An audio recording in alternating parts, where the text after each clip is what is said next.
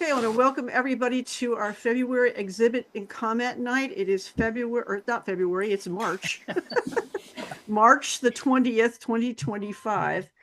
And I want to welcome, we've got a couple, we got at least one guest here. David, can you mute yourself or unmute yourself and just tell us a little bit about yourself real quick? Well, Jack Maniscalco invited me, bumped into him the other day. We've known each other for at least 35 years, I guess. And we go to the Um, same barber. Pardon me? And we go to the same barber. Oh, yeah. Um, and Jack knows I'm into photography, and I practiced medicine for 37 years. And some of you may recognize this print behind me. I also did a Tampa Bay events calendar for 20 something years. And so Jack said, why don't you come along and see what the club is about? So I thought I'd sign in and see what y'all are about. Thanks for joining us. Hopefully we don't scare you away. James. Jack has never scared me, so Okay, well that's a hard thing to do. I don't know. We get a little wild around here sometimes. And James, you're a guest, correct? Can't hear you, James. We got no sound. Okay. All right. You're off the hook then. And Andy is one of our new members. So let's see, who else have we got? So we had a couple other people that may join us that I sent links to, so we'll see. Anyway, let's go ahead and do some announcements here real quick. April, the assignments for the next couple of months or next few months, April is smoke.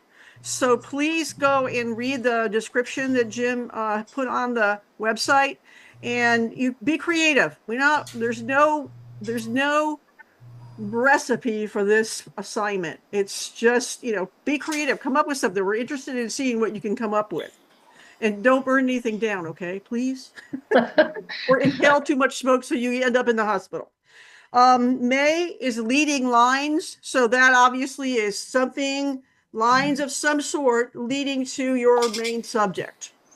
And then June is silhouette, so that is a totally dark something in your picture, basically backlit. So come up with something creative in regards to silhouette as well. Let's see, education nights. Oh, and James said he was a member. I forgot. Yeah, he did sign up a ways back. I forgot. Sorry, James. Education nights. Next week we were supposed to have Tony Gomes talking about macro, micro photography, but unfortunately he had a surgery last month and has not recovered well. So he has opted to not do his talk this month. So we are going to try to come up with something. Jim, did you come up with? I had a couple of ideas. We can talk about it after the meeting. Jim, you're muted. Yeah, we can't hear you, Jim.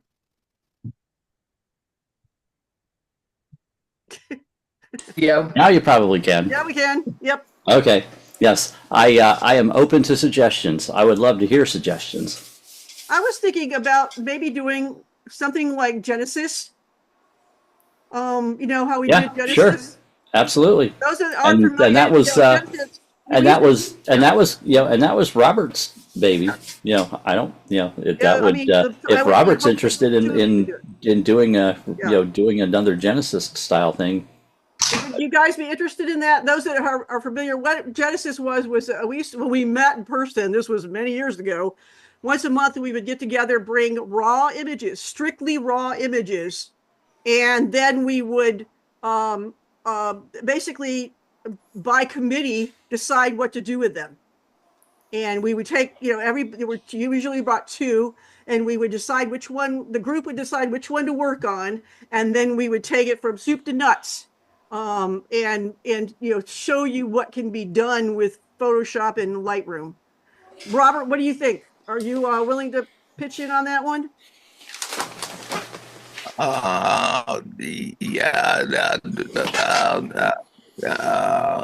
Okay. Much enthusiasm. That way, the only prep prep that needs to be done is me gathering the images, so nobody else has to do anything, since this was so last minute. So I figured that would be the easiest thing to do, and go from there. So And what would the format be? kind of like we did with Genesis, but kind of a cross between Genesis and the early days of the potluck dinner with Jim. Kind of, Okay. basically the same kind of thing. I will gather whoever wants to send me a couple of raw images, send them to me, and we will do the same thing with Genesis and just, Okay. take All them right. from I understand. soup to nuts and just kind of go through the whole thing with everybody piping in as to what we're going to do with it. I think that would be Sounds like a good one. in this That circumstance. sounds like a good one. Or without Yeah. a speaker next week. That's great. Okay. All right. Awesome. So guys, it's up to you guys. Send me 1 or 2 raw images. Don't do anything to them. It's something you may have already worked on, but you want to see what we do with it, or something that you're not sure about, but you think something might be able to be done with it. But please don't do anything to the image to start off with. We want it raw. Yeah. Lynn, Yeah. I just got a chance to log back in. Well, I missed that part. I'm sorry. And welcome, David. Yeah, that's what we're going to be doing next week, because Tony is not going to be able to do his talk next week. So we're going to do just basically a Genesis slash photo dinner, potluck dinner, because we don't have a speaker. So we're going to create, we're going to have a session on how the group would process images from beginning to end. Okay. So what are we supposed to do? Send 1 or 2 raw images to me before next week. Before next Okay. Thursday. Any topic or Anything.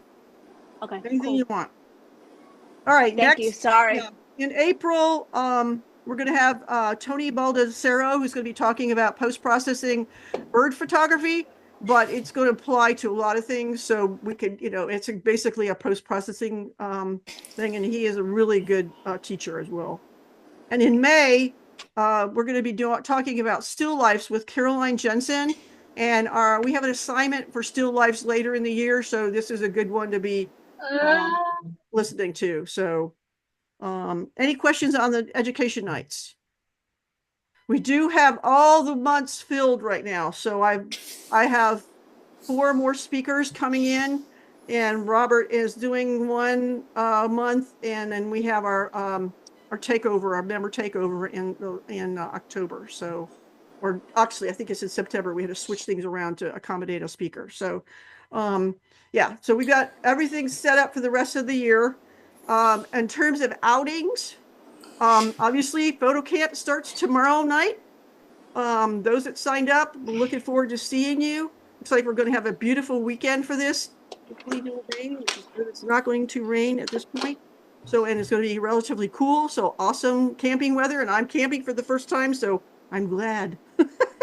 Maybe I'm not a jinx on everything. Lee.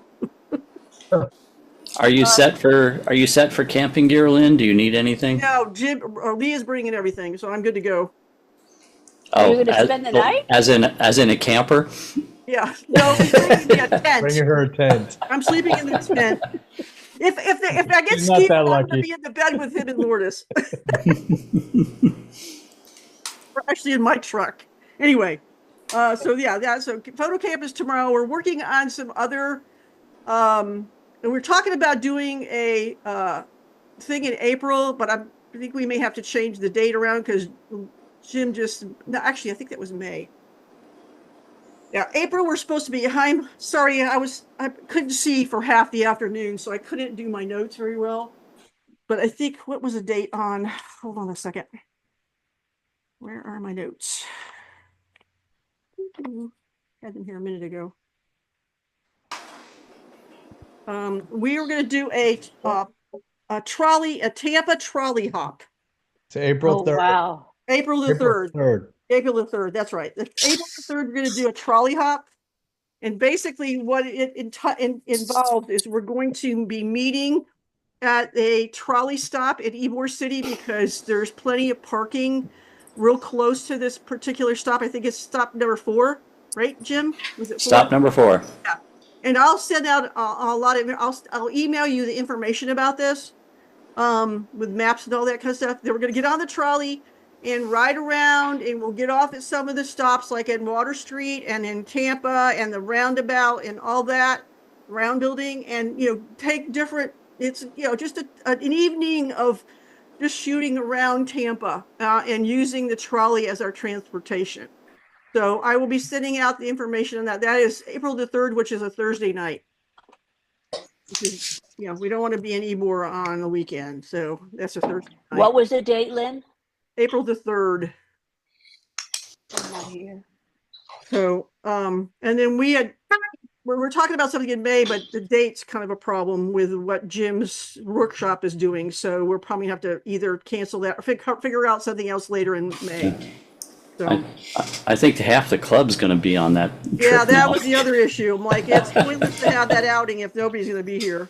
So half of everybody's going to be here. So anyway, so we're working out some outings. We'll try for the summer months to do stuff that's more either at night or inside. And so those will take a little more effort to pull together. So as we come up with, the board comes up with some other possibilities or, actually confirmed ideas, and we will let you know about those.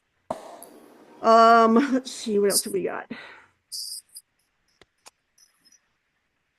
Lynn, for an indoor activity, how would you feel about doing like an in-person workshop on something at somebody's house? I'd be willing to offer Yeah, my we've house. talked about it, but we'd have to get into more details of that, because it's logistically it's a kind of a pain in the neck, because if everybody brought their laptop or something it would like be that kind and of a worked on pain, something. yeah. So I'm happy to offer my house. okay, we appreciate that. We'll talk to you about it later. Okay, I'm gonna a couple of things I'm gonna share my screen real quick. I wanted to remind everybody that did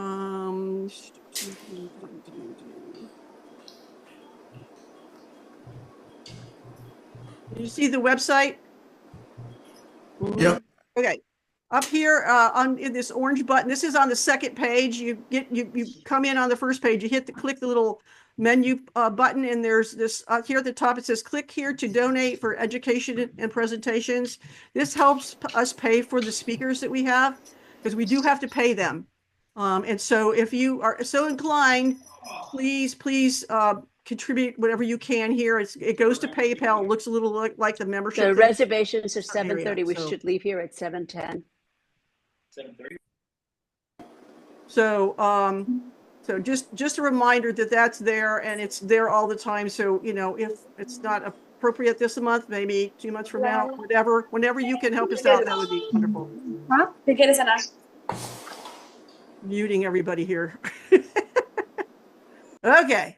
What else? All right, let me go ahead and I'm going to show you the slideshow from our Florida State Fair outing that we had last month. Let me bring that up. Can you see the slideshow? See the slides? No. No. Okay, hold on a second. Probably need to go out and come back in again with that up. Stop sharing. All right, let me share. And let me go to desktop 1, share, and that out of the way.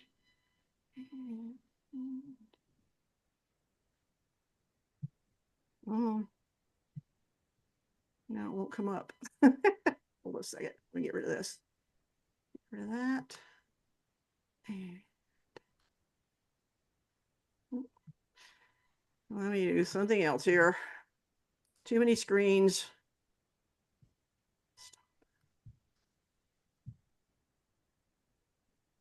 Okay, now can you see it?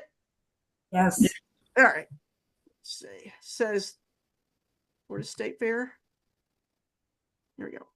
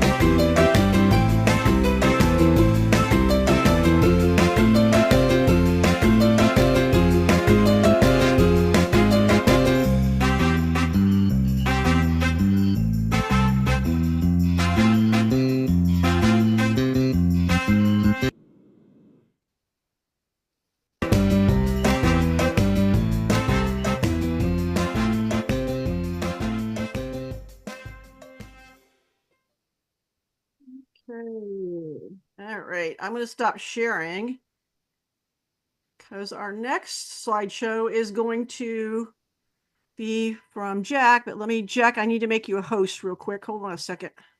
Okay. It's going to ask you to be a host.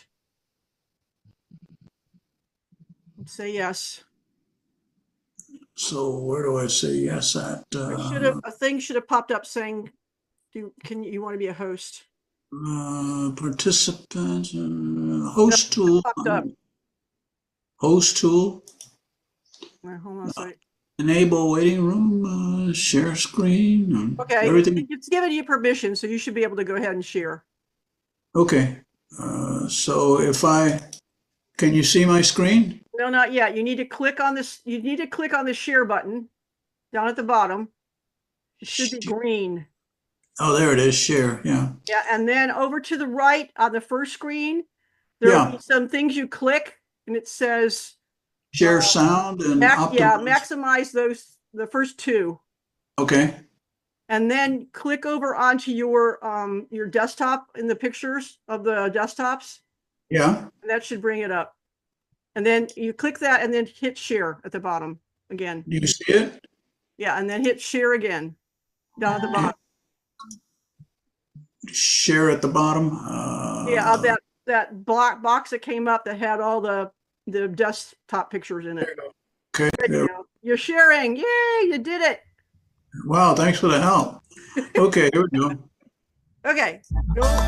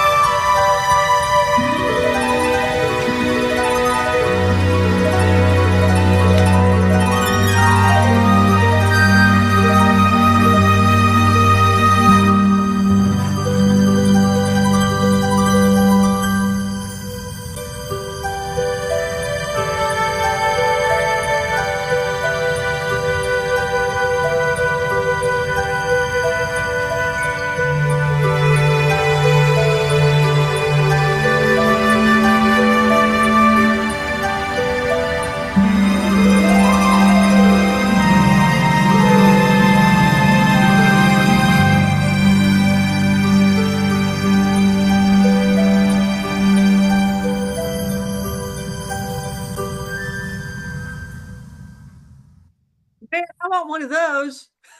Ah, Yeah, Jack, Wow. we're all gonna Magician. get one. You're gonna send one for all of us. I want one too. I Are want you that going to be one. selling those, Jack? Yeah, you need to hit stop share, Jack, up at the Stop. top. Stop it. Red. Stop. That's awesome. You have a ton of nice toys. It's like doing a burr hole a little bit, right? Oh, very similar. Very similar. That was terrific, Wow. Jack. Really terrific. I'm impressed, Jack. That was a well done video, and I want to spend a day in your garage with you now. Yeah, for sure. You have lots of fun toys. Yeah. Well, yeah. We'll count mines and then we'll compare them to yours, Jim. We'll see who's got more. My garage has wood shop tools. Yours has machine tools. I like the machine tools. Yeah. Yeah, there should be a red button, Jack, that that I says, can see it. There it is. Yeah. There you go. Got it. I was Okay, Jack, Jack, too much on all the compliments, Jack. and I couldn't read. Jack Maniscalco. There you go. You have incriminated yourself, by the way. Uh-oh. Yeah, we all want to buy one. No, the hospital now knows where his tools went.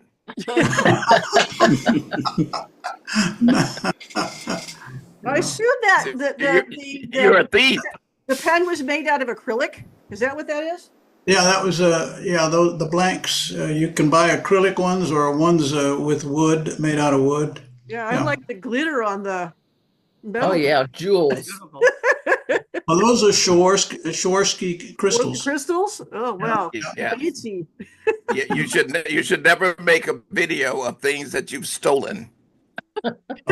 Okay, Robert. I don't know that we can afford his pen. Yeah. Can you get a clear acrylic blank, Jack? Absolutely, yeah. There are all kinds. Yeah. Mm-hmm. And see the mechanism on the inside, yeah. Mm-hmm. Yeah. Awesome. That was very interesting, very different. And see, you can we're not going to keep you from doing your member feature if it's not just a slideshow. We decided we're going to let you do anything. So that was awesome. I just wanted to note that John, one of our new members, is here, and I wanted to welcome him. John, I don't know how to say his last name, John. It's turtle with an O at the Okay. end of it. Thank you. I'm not sure about those French names, which right. consonants to say, which ones not to say. Well, just real quick, tell us a little bit about where you are and what kind of photography you do. Well, you can ask Robert, but I'm in the very beginning stage and just trying to learn more. I thought this would be really nice. I retired from the Moffitt Cancer Center about a year ago, and now I'm trying to pick up my photography skills and get with a group like this. I was at St. Pete at your one meeting in which I enjoyed it, and Robert's trying to teach me the real basics and get rolling in it. And Tori, tell them how well you learn in this place. What's that? Tori, tell John how well you learn, how quickly you learn. yes. Okay, so I started in this group, I want to say maybe a year ago, Lynn. It hasn't even been that long, I don't think. Yeah. and maybe April last year. And I have been really impressed. I mean, there is so much going on. There is outings and trips and workshops and teaching. There is always something to learn. I have learned so much. And I think what I learn a lot from are the assignments that we have. Because every assignment is so different. And I have been challenged every time we have an assignment, and I think it's really fun. So, excuse me, I have learned a lot. Thanks. And I haven't been shooting more than, well, I want to say 5 or 6 years. So I'm kind of like, they tell me I'm a newbie, but I guess I am compared to everybody here that are so experienced. But I think this is, for me, it's been a great group because I felt like I was stuck and I couldn't, Move forward. I was completely stuck until I became a member of this group. So great. Yeah, I think it's John, just get John, just get ready to hear voices in your head every time you edit. Yeah. Okay. All right. So kudos to everybody. Thanks, Tori. I knew you would. Like I said, Tori's one of our newer members. So I wanted to get her point of view just for John and for some of the other newer folks that are here as well, like Andy and James. So, Yeah. okay. Speaking of assignments, let's get rolling on our exhibit. We only have 32 tonight, so we don't have a lot. So I was willing to spend a little time at the beginning here, more than usual. So let me go ahead and share my screen and pull that Lightroom up. Do you not want to know what Jim and I have to say before we get started? Sorry, go ahead. I forgot. I cannot believe this. Jim, do you have anything? I'm good right now. Thank you. Oh my goodness. All right, I got something. I've been at this judging thing for about 35 years. And I was thinking at some point of resigning. No, you aren't. And so, but then I've been with this Zoom thing. It's been an extra spark, so I can't resign.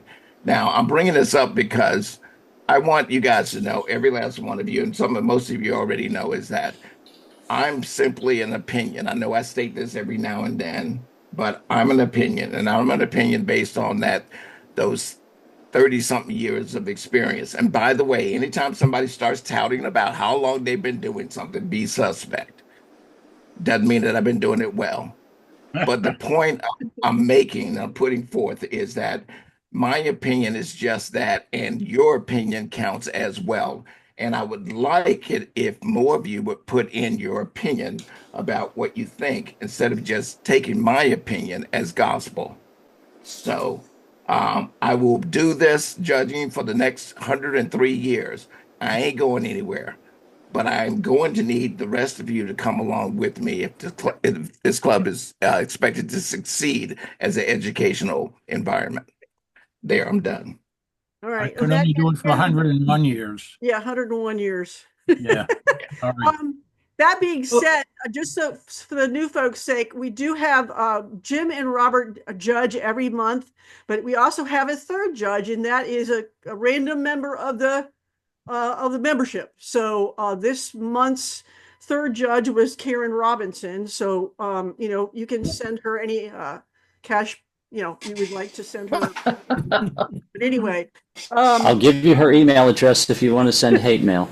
You need to tell us who the third judge is in advance so we could send money. That's why I don't tell anybody why. You can bribe Karen, remember how much I love you. It's too late. She already judged. If they don't know what's yours. Oh, they don't.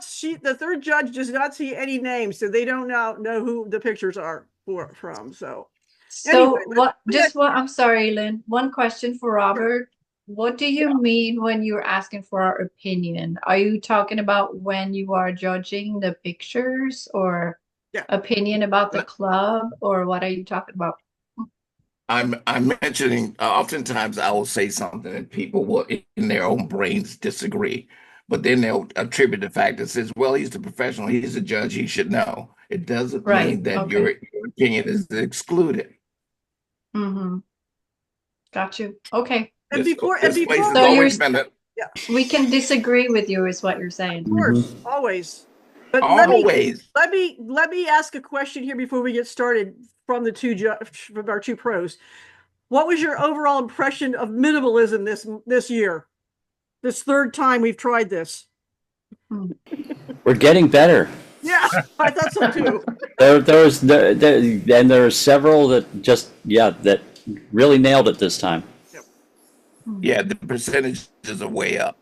Yeah, we're definitely much better than we were like 4 or 5 years ago when we did this the first time, which was a disaster. So, so guys, you're getting better! Yay! Right. If we can just get doors down, we'll be all set. Oh, let's not go there. Please, let's not open up that door. We swore off that one forever and ever. Yeah. Jim, I love your background tonight, Jim. Ah, there's hardly anything in here. Yep. Lynn, you need a ski lift behind you. Yeah, I need something. All right, I'm at a ski resort. Let's I should get have started. a ski lift, Can you but I guys can't see figure it out. my Lightroom? Yes. Okay, all right, let's get started. It's already 7:35, so we need to roll on here. Okay, the first one is Floating Above the Clouds. This one is Sylvia's, and the score is 24.1.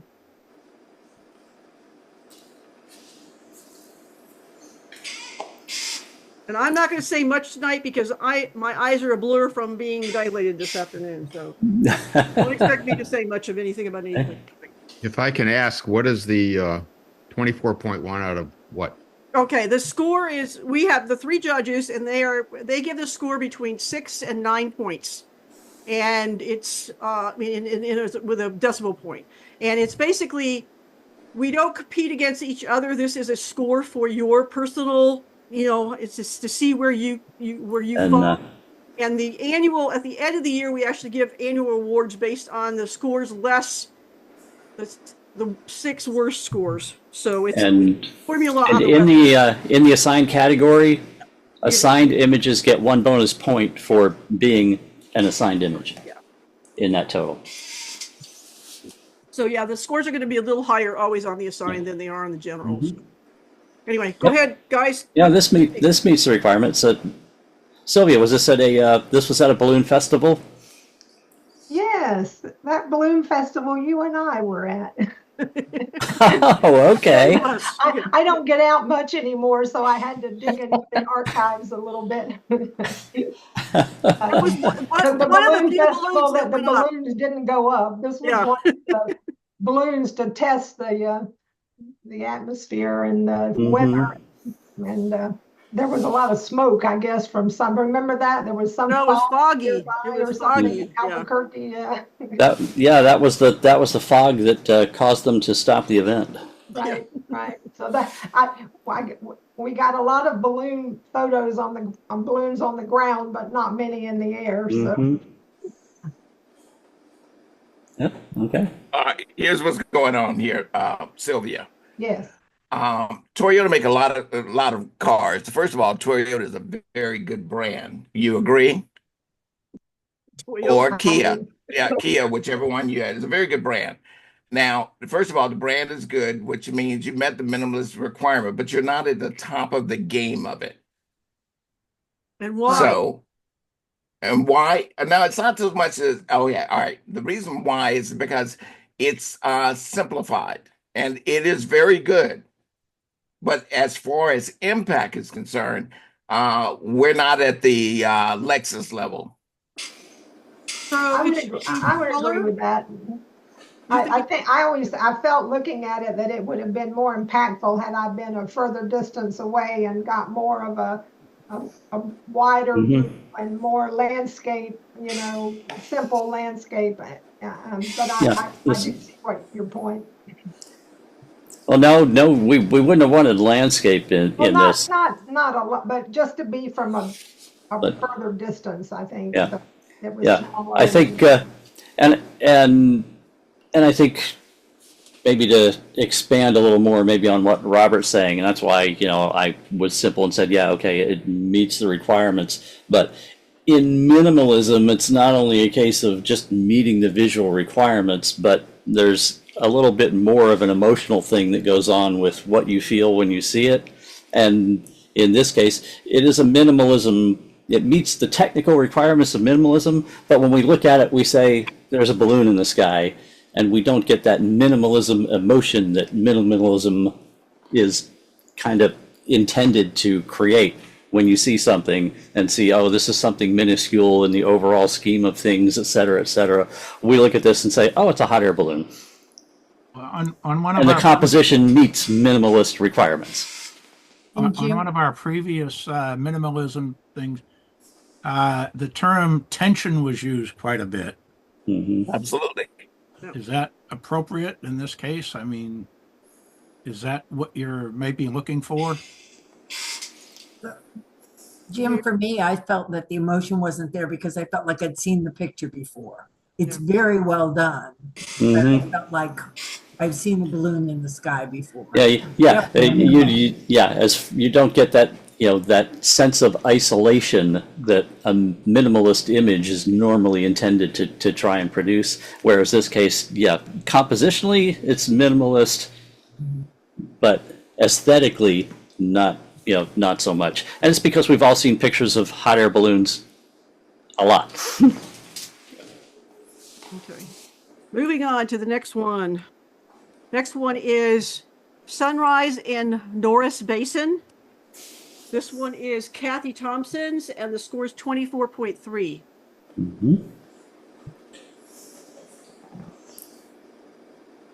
On this one, I would have liked it better had there been less on the bottom and on the right side. I'm 100% in agreement with you, Karen. Right. Now, the monochrome treatment did well for this, and you took the words out of my mouth. I was going to ask Lynn to do that. Thank you, Lynn. Yeah, there we go. All right. There it is. I agree. Doggone it. One little crop, Kathy, and you would have had it, man. Oh, man. I messed up again. Well, we're all been there, man. We've all been there. So It's so moody. I love it. yeah, it's so gorgeous. Yeah. And by the way, Lynn, am Yeah. I set to be able to share my screen? No, but I can do it. Hold on a second. Yeah, because at some point with a couple images, I'm just gonna show show alternate versions rather than try and direct to you on getting to the alternate version because they were done in Photoshop. A sec. I got two different screens going on here. Where are you, Jim? There you are. Okay, you should be a host. Oh, not yet. I gotta click one more thing. There you go. Okay, you should be a host now. Okay, thank you. Anything else on this one, guys? Nope, that's it right there. That's gorgeous. Can I Yep. say something? Go ahead. I need to say something because I can't. It's Jack. Jack knows it's hard for me to sit around. Go for it, David. Thanks, Jack. The subject is sunrise. Sunrise and Norris Basin. Is that the category? No, the category is minimalism. Minimalism. All right. And can you just define that for me real quick? We have a complicated explanation for this assignment on our website that I could go read to you. Yeah, actually, David, you're going to see some very good examples of minimalism coming up. Okay.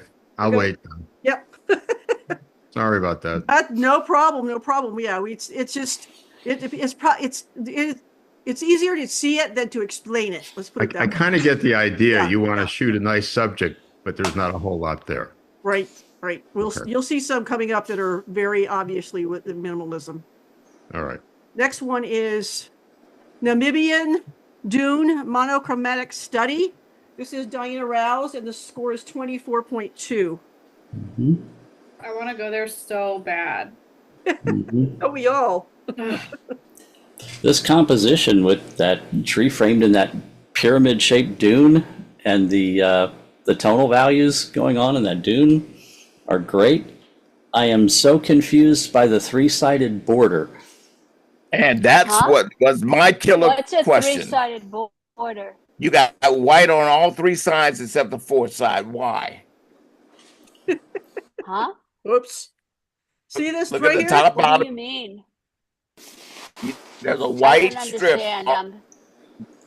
There's a white strip all the way around except on the right-hand side.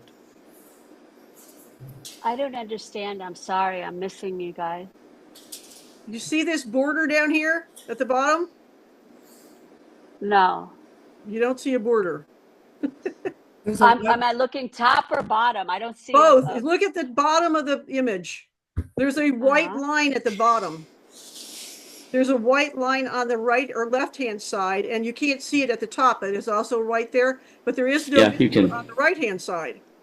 No border. I'm at all. missing it. Yeah. So, I mean, I'm not sure why. Let me. I'm missing. I'm Can not you sure. zoom in? I don't see this I don't right here. see Can you it. see right here, there's a border. There's a border. Oh, There's a border. I There's don't, no I border. didn't even notice. I didn't even notice there was that border. That was an accident. Okay. And that is the crap. problem, Diana. That is the problem. It's the details. You take an absolutely excellent image. I mean, absolutely excellent with the shaping, the shoot. position, and then you cheapen it by giving me this three-sided border. I didn't put that border on. I You have did no do idea it. You how did got- it so that you could run my blood pressure up. That's exactly what you did. The goal in life is to have Robert have a heart attack. Well, I did not intend that border. I had no idea where it came from, and it would have been really easy to just freaking crop it wherever it was. Yeah, I mean, it looks like you did crop it on this side because it is, I mean, you could see that it's like a rough edged border and it's got this nice little curve right here and it just got chopped off on this side. That's what happened with it. Where would the border have come from, though? That's one of the effects in Nick Silver effects or in one of those programs that you may have had selected. I did this by hand in Photoshop. Yeah, something happened. Well, you made a very nice rough-edged border around three sides. Yeah. Okay, so beyond the border, guys, is this minimalism? I liked all the triangles.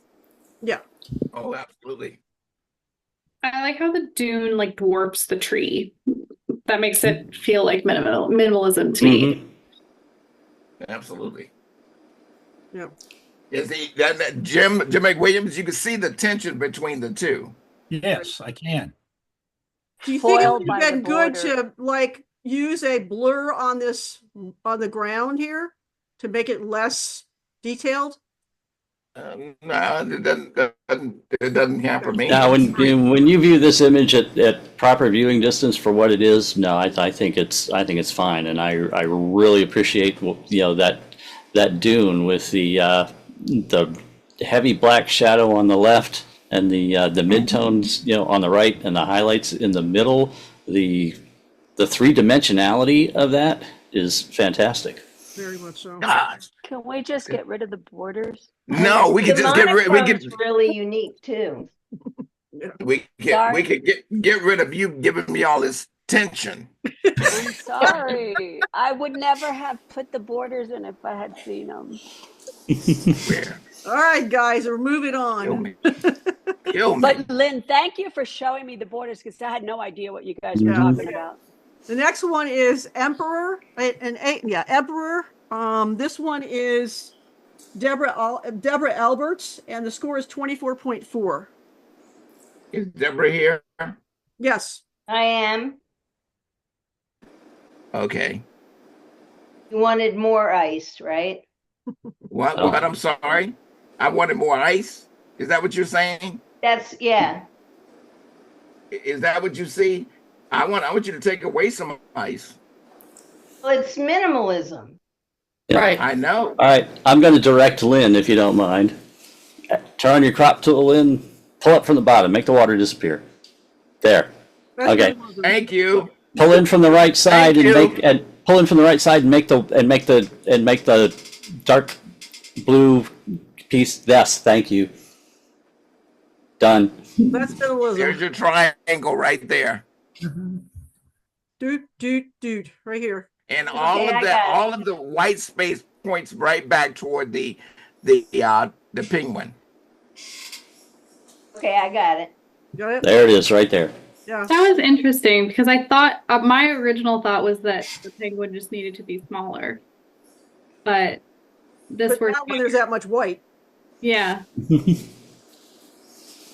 You have different layers and textures of the white, and it's offset by the blue, that tiny bit of blue in there. Much And more in apparent this, full screen. yeah, and in this, you have the two sides of the snow, the darker parts framing the penguin, and then everything else, different textures and tones of white that's being held. Yep. Without those two distractions that we cut away. Yep. That have. No, I totally get it. Mm-hmm. That went from here to here. Here. Do it again, Lynn. Yep.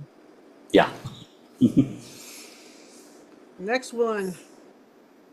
Water waves. This one's also Deborah's. Score is 25.5. This one, you got it. Nailed it. You nailed it with that one. Thank you. That's a bullseye right there. Without being a bullseye. It actually was really amazing. This is taken in Antarctica, and the wind was causing these weird ripples, and I just waited until this bird flew in. Yeah, that's what it takes. Perfect. Yep. That's it right there. I love the motion in David, the do you water. understand now what minimalism is? Does that show you a little better? Yeah, I do. Thanks. Yeah. It's just it's more negative space than anything else. Deborah. Yes, sir. Am I redeemed now? Last month, I was going to ask that question. Am I redeemed now? Oh, hell yeah. Yes, absolutely. Yeah, you got it. Hell yes. Anybody else have any comments? Nope. Okay, we'll move on. I think it's gorgeous. Yeah. Thank you. Next one is All by Myself. This one is Karen's, and the score is 22.9. Okay, Lynn, can I share my screen? Okay, let me get out of here. You can just go ahead and share on top of mine, I think. And you kicked me out. Mm-hmm.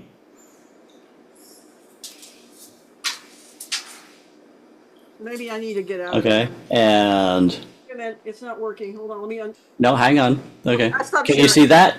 No, we Yep. can't see anything. Yeah. I can. I don't see anything.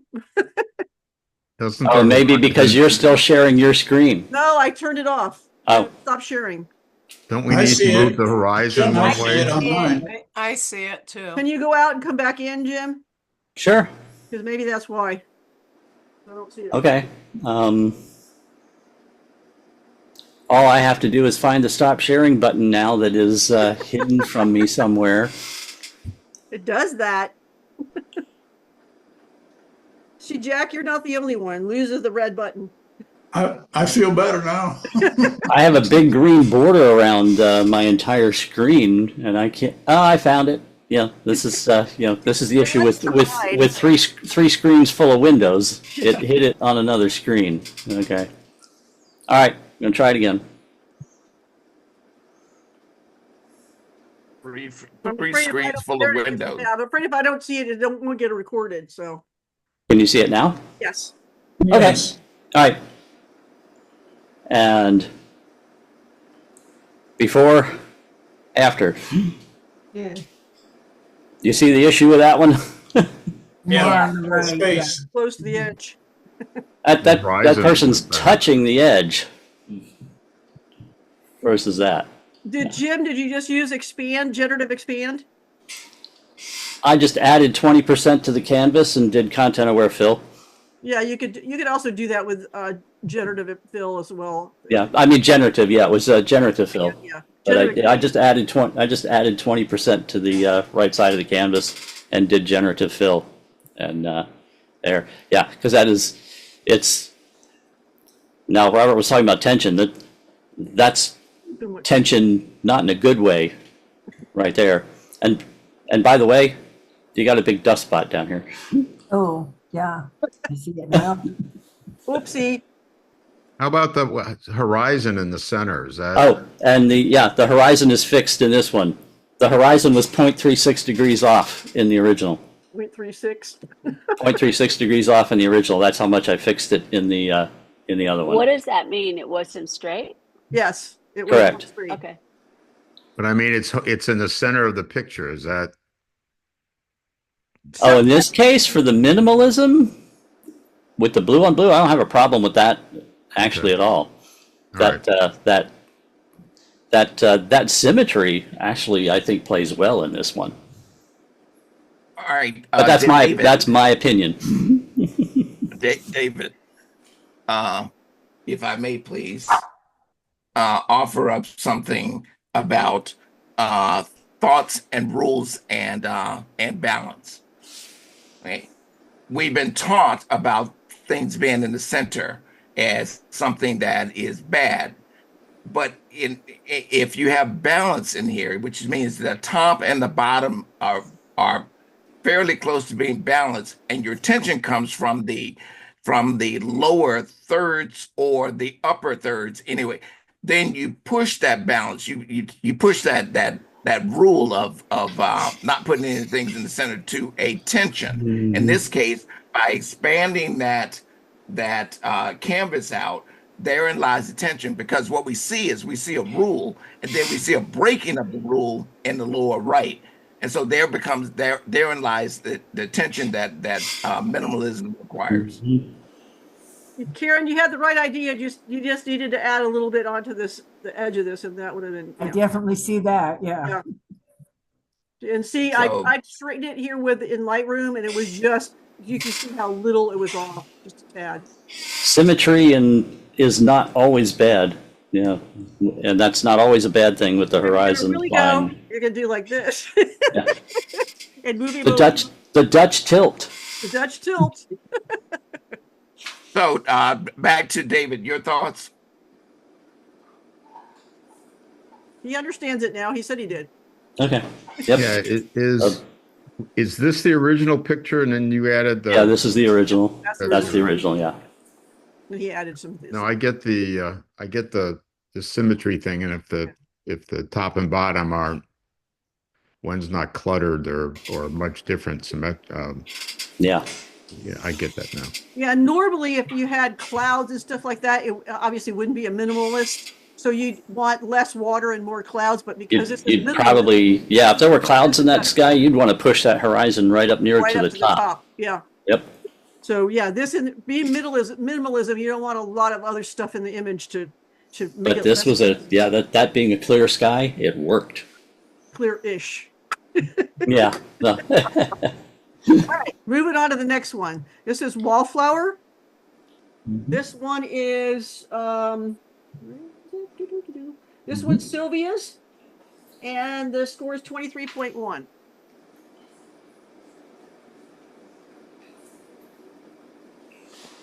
Say something, people. Anybody? I will. Once again, Sylvia, you've done it. You've given me the requirement, but you haven't given me the compelling impact. That wall itself, the concrete hardness of the wall against the thinness of the stem and the flowers, they are working against each other instead of working with each other. Okay. Talk to me, Sylvia. I wonder if it would have made a difference if that wall could have been bleached out a little bit or blurred out a little bit more. Well, I don't think. I don't know about that. Because the flower was right against the wall, so I see what you're saying, but it would be difficult. Because there's too much going on. I would feel in what we're talking about with minimalism, yes, again, as Robert says, it compositionally it meets the requirement. Aesthetically, that the emotional thought and feel of minimalism would be enhanced if there were a whole lot more wall around that flower from much further back, and a whole lot more wall, just making you really realize how diminished, and diminutive that flower might be against that wall. Yeah. Okay. Yeah, the whole thought of it being overpowered by what's in the background, minimalizing the subject, that the subject has a lot of impact with respect to the background. And in this case, in minimalism, we want it to have less impact with respect to the background. Aesthetically, a lot of times you want the background to be overpowering your subject to impart that feeling to the viewer. So what The you're wall saying is not the overwhelming the flower in this image. The tension is between. That's the best I can do. If you got rid of the little green part of it with the little stem on the left, would that make the yellow flower stand out more and be a little more tense? I think it would make the flower look a little bit unbalanced. Yeah. Which, Yeah. can I see it with the rule of thirds guidelines on it? I wonder if it were like, I don't know if that makes it feel more balanced or less balanced. Yeah, I think I like it better. Yeah, That does help with it, because now it's even more a case like I was speaking of, where it's more being overwhelmed by the wall right. when it's pushed over to that side like that. But it still What seems like about it needs more above it. More above it for What sure. about- What about Absolutely. making the flower brighter? Because I don't know if would not- the background is already so bright. I don't know if it'll Mm-hmm. I don't know if it would help. make that much difference. It would be nice if it had more of a shadow, but I think that the light is just like the angle. Also, I don't know where I would put it. I don't know.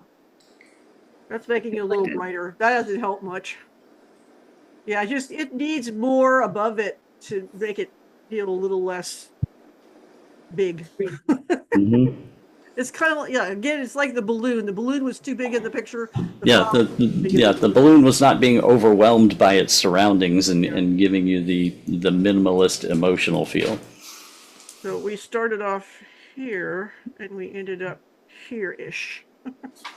Better. Yep. Yeah. Next one is. Does that mean we're going to get this assignment again? I don't know. We kind of beat us to death. No, this is it. This is the end. Sailing in Croatia. Mm-hmm. This one is Lee's and the score is 25. Mm-hmm. Now in this case, I am feeling the horizon's a little close on center with this one. You want to try bringing the sky down for me and making it much more water with relation to the sky? Yeah. Yep. Then that makes the boat stand out so much more. Mm-hmm. Because before it was way too much white. Your first on one photo you're saying that the subject is too big, and the others now you want it to stand out more. I don't. It's still much smaller than those other two were, though. Yeah, it's still with respect to its surroundings, it's being overwhelmed by its surroundings. That's still obvious. That's still obvious when we look at the picture, even though it was magnified slightly from the original. If you hadn't seen the original and just looked at this, you wouldn't hesitate and say, "Yeah, that's a beautiful example of minimalism." I would hang this on my wall. Closer to the Just bottom. saying. Mm-hmm. Sorry, go ahead.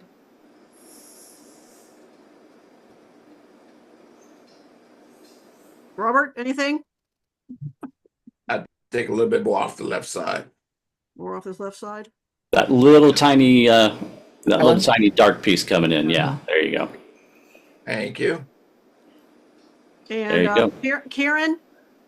No, I just really like this image. It just, my eye goes definitely to the boat, and then the rest just kind of supports it, but it's not overwhelming, and that makes it minimalist to me. Righty. Hey, I just need to know if Lee, how did you get the radios to extend to that range? How did I get what? The radios to extend to that range. I mean, walkie-talkies generally don't go out that far to put the people in the right spot. And those guys were heading to magic. because there was a big storm coming. Lee was in the right place at the right time. Yeah. We were very much in the right place at the right time for that one. Anyway, let's move on to the next one. This one is Wild in Wyoming. Okay. I'm going to share my screen again, Lynn. Oh, wait a minute. This one's Kathy's, and the score is 25.2. Stop sharing so we don't mix up again. Okay, I've stopped sharing. Okay. Jim has had time on his hands, evidently, or he didn't sleep at all last night. No, I had 30 minutes in between two Zoom meetings this morning. Okay. So And so this is what I did with my 30 minutes between two Zoom meetings this morning. Okay, there's your original. I want to talk about the placement of the horses with respect to the mesa in the background. See the difference? Is that the original? The original is that one. Mm-hmm. There's an alternate placement of the horses with respect to the mesa. Yeah, so I guess I'm not seeing it. Yeah, we can't see it, Jim. We're seeing the original. Only the original. I'm not seeing it either. I thought I was. You see the original right there? Yeah. And you don't see another image covering it up now? No. No. I think it's just Okay, I see it. I Okay. see it. All right, then Now stand we by. see it. I'm going to change what I'm sharing in Zoom. It's probably how the window is set up to share. Sorry. Did you So bring the horses lower, Jim? screen I one, saw it, Jim. I think I saw it. share. I saw it. It's just probably that it was subtle enough that they didn't notice it. Yeah. It looked like he moved. He looked like he moved the horses down.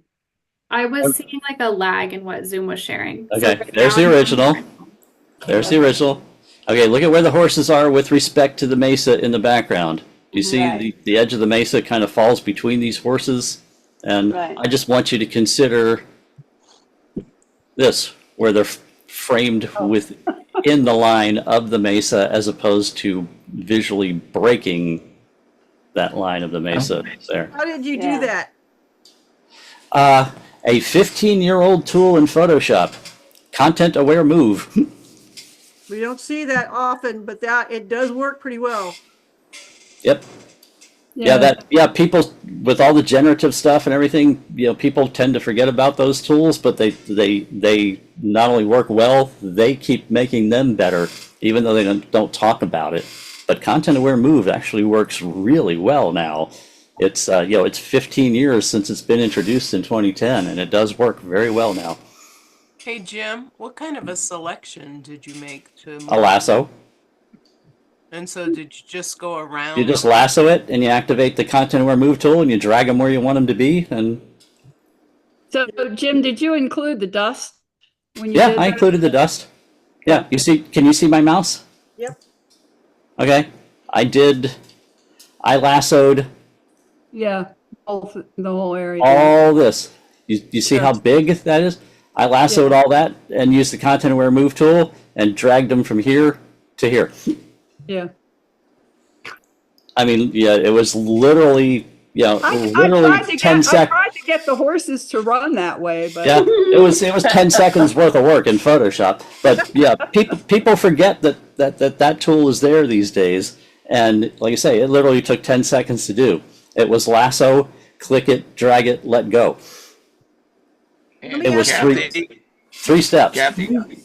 Kathy, at last I checked, the horses don't respond to your walkie-talkies or radio waves. Let me ask you this, because I think it's on everybody else's mind. With all that grass and the bushes and everything, how does that make it minimalism? Because it diminishes the subject in respect to its environment. Just wanted to make sure that was clear. Okay. See, I would have wondered if you would have cut some of that grass, but I guess that's what it gives you the distance. well, Yes. yeah, I questioned all that too, and I just wanted the whole idea of it being big and wide and open. Yeah. Exactly. No, you did the right thing. Yeah. Yeah. Like I say, I just wanted to point out the subtlety of the difference it makes to the viewer. Yeah. And I with that actually slight have difference in positioning. I have other pictures of the three of them, and they are on that or on the other side of the butte, but they weren't running, so it wasn't as interesting. Okay, I'm devil's advocate again. What is the difference between the grass in her picture and the water in Deborah's picture at the bottom? The water in Deborah's pictures was broken. You talk about the penguin? Yes. Yeah. Okay, it was broken, meaning that that water and the ice, it broke up the composition. Meaning As that the your viewer's eyes attention stayed goes out. from foreground to background, your it's broken with your vision going foreground to background. The grass does not break your vision. The grass comes right in from the bottom of the frame. Okay. Because it's all one color. Yeah, it's all one factor. Yeah. I just wanted to be, I knew that, but I just wanted to be sure that question was answered because it should have been a question that everybody was thinking. And by the way, Certainly was. we don't have a lot of images tonight. If somebody wants to actually see how fast and easy it is to move those horses in Photoshop at the end of this, Yeah. I'll launch it and do it for you. Okay. All right, moving on to the next one. It's called The Next Day. This one is Karen's, and the score is 23.1.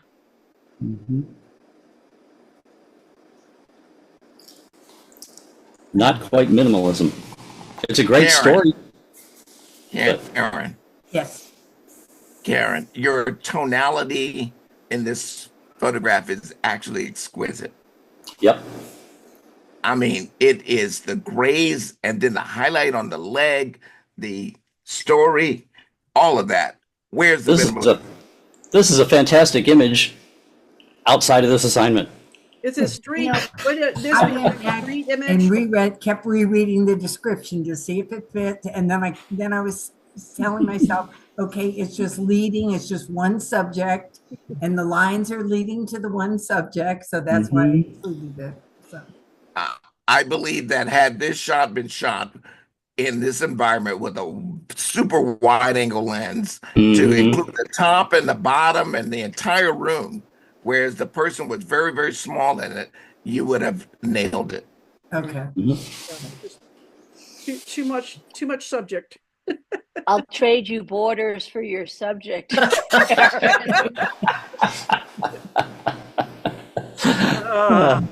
Wouldn't it be nice if it worked that way?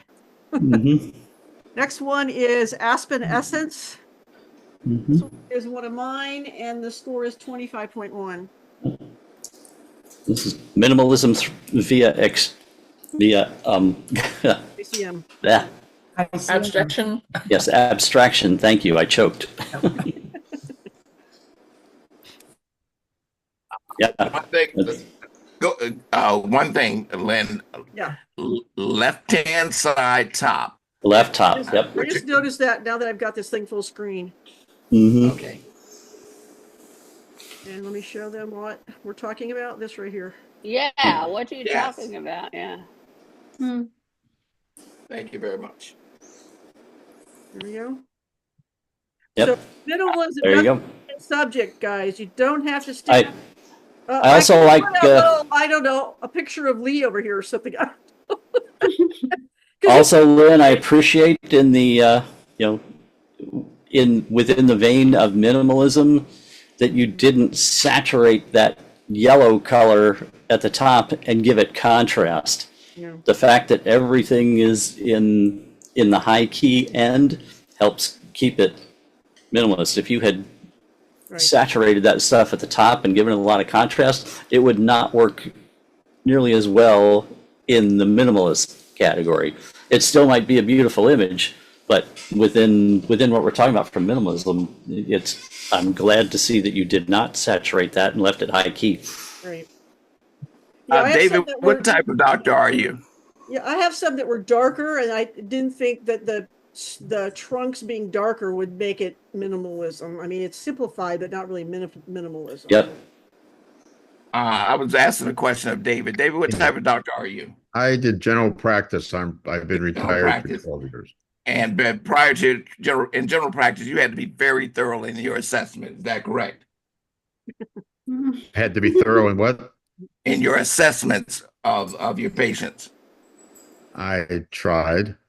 And that small little thing that we mentioned on this particular image in the upper left-hand corner is us being very thorough in our assessment. Yeah. Yeah, I saw that, but I still don't see what you guys are talking about. I'm sorry. See this white right here? Oh, that white spot. Now I see it up It's there. distracting, and that's why I chopped it off.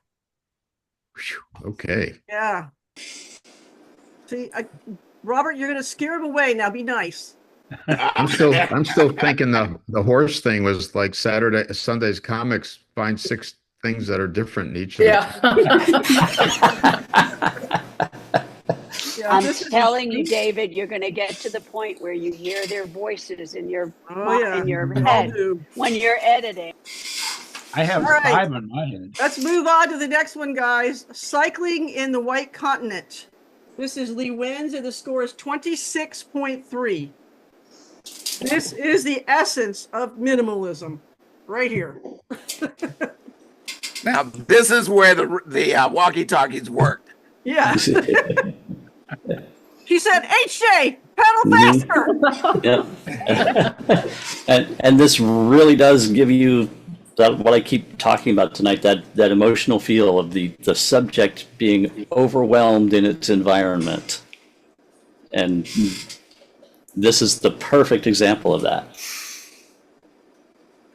James, I know that you have a problem with your microphone, but give the thumbs up if you're getting this, if this is working for you. What? I was speaking of James. Okay, there you go. Yeah, James. Yeah, James. I just wanted to make sure that, Can you hear my this mic? part was. I can hear you now. Yes. Okay.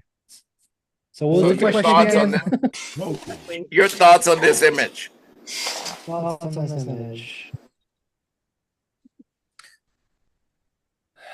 Well, Jim's thinking, can I ask if you crop that so that the bicyclist was just in the corner?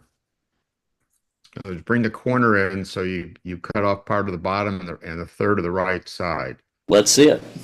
Does that make it more? That would make it more minimalist? Saying like something like that?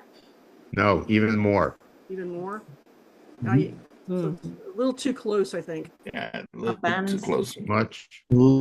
I like that idea.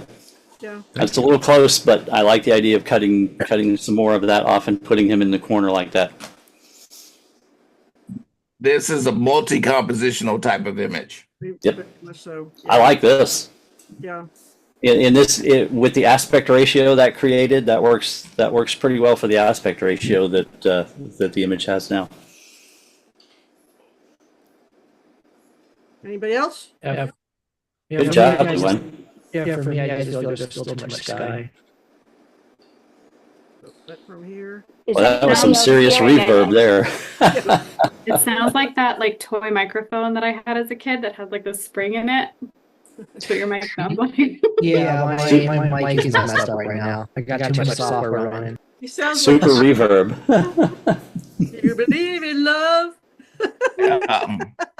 Andy Hunter, you're going to be up next, so get ready. And don't leave John out. John won't be left out just yet. Okay. All right. Are we ready to move on to the next one?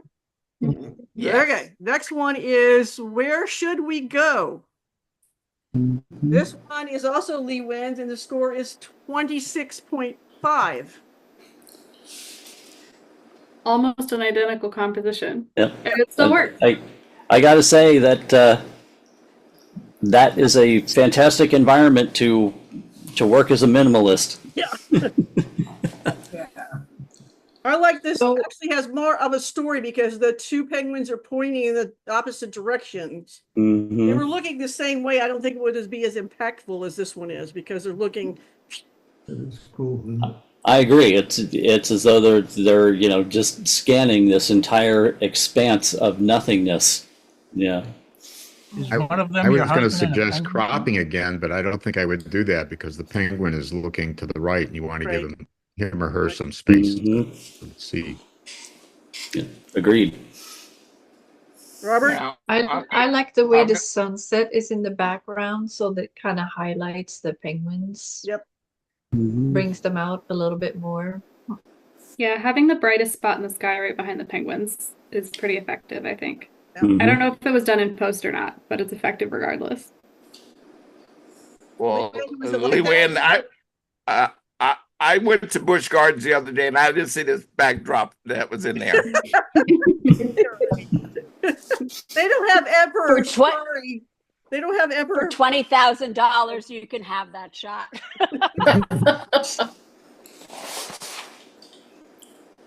That's beautiful. Thank you. All right, next one is Tree at Big Cypress Reserve. This one is Diana Rouse, and the score is 25.1. This is nice, and I think it has potential to be even nicer. You want to grab your radial tool, Lynn? Encircle just the dark area without getting too much of the tree. Yeah, there we go. And lighten that up. Yes. I Oh, debated yes. on that. Now it looks like there's debated on fog. that. Yes. Now let's see. Now let's see before and after, Lynn.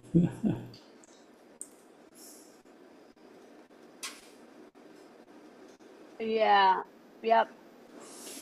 Makes Totally. it I gives you more, debated and debated. yeah, if it gives more contrast, the tree it's almost too dark in the Yeah. tree. It overpowers the It tree. overpowers Yeah. it. Yep. Yep. It almost looks like, kind of when the fog is out there, it kind of sometimes has these spots where it's, brighter than other spots. It gives it a little more depth, I think. Yeah. Nope. I like it better with the lighter. Do you think it needs more negative space, guys? Slightly to the right, yes. And Over to here. the left, either way. Shall And to the I left, take this? either way. We have the time. I'm going to pull this into Photoshop and show them expand. Real quick.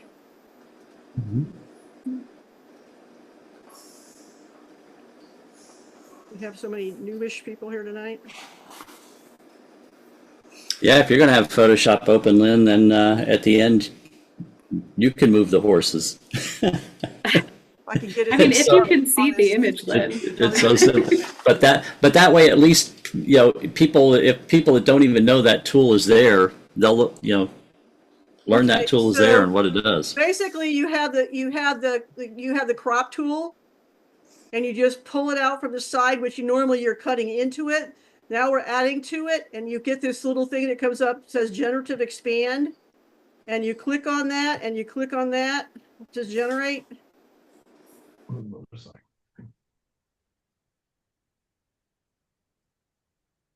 And you have to wait a little bit. This shouldn't take very long because it's relatively simple. It's surprising what it can do. You get 3 choices here. With this one, you're probably not going to see much of a difference, but voila. No line, no big deal. It takes no time at all. You can do it on all 4 sides if you want to. Did you actually use the crop tool to pull it out? Yes. Yeah. Oh, okay. Yeah, So it's an inverse crop. Let me do it again, and I'm going to add to the top. I'm going to go to the crop tool. I'm going to pull the top out however far I want to. And my computer's going, you're trying to make me do something I don't want to do because I have Zoom and Lightroom and Photoshop open. Okay, just Jack, you click on generative expand. It's also up here as well. And generate. You can do all 4 sides at once if you want to. It just takes a little longer because it's looking at the image and it's figuring out what it needs to be, and it's surprising and even complicated backgrounds, it will fill in. Voila. See how easy that is? Anything that you don't have the room to make an image minimalism, you can make it minimalism by just adding to it. Okay, any questions on that? No, thank you for that. Awesome. Yeah, this is especially like I'm a bird shooter. I shoot birds that are flying. And if I get something that's too close to the edge, I just take it into Photoshop and add more sky. So keep that in mind. It's a super, super good tool. You want to do you want me to do the move now? Yeah, we'll do the horses because that makes more sense. Yeah, we can go back to that at the end. Yeah, so that's a tool that we forget that we have, and we used to have to do, like Jim said, you had to expand your canvas, then you had to do either fill content aware fill, and or sometimes I know Robert was always big on making a copy and flipping it and all that stuff. You don't have to do that anymore. You just go do what I just did, and it takes no time at all. And it's super easy. Oh, just an aside. Next one is Gulf Fog. This one is Richards, and the score is 25.1.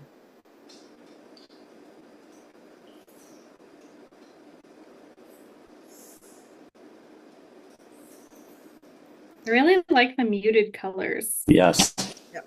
The subdued colors, the leading line helps this one a lot. And also the use of light and dark, where you go from dark, light, dark, and that just really emphasizes everything. Yeah. How do you pronounce that? Chiaroscuro effect? Yeah, you're right. Chiaroscuro. If I may, please, just give me a crop off the left side with that one branch. Big one. This one here? Yeah.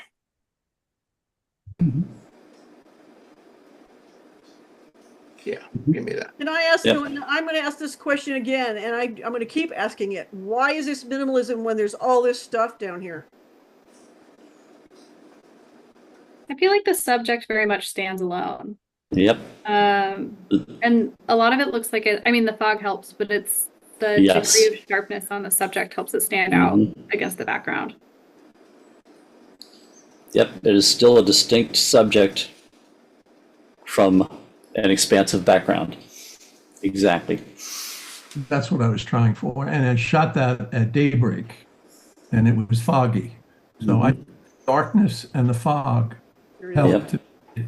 Absolutely. Yeah, it's beautiful. I love the way that if you look at, I see 3 convergent lines to the tree. I keep pointing to the screen and nobody can see that. The tree on the right, the top of the trees in the back, the top of the grass and the road all lead to the. All right. Yep. Yeah, very well done. I'm just being the devil's advocate here about minimalism, so that's why I'm asking these questions, guys. Next one is provoking audience participation. Yeah.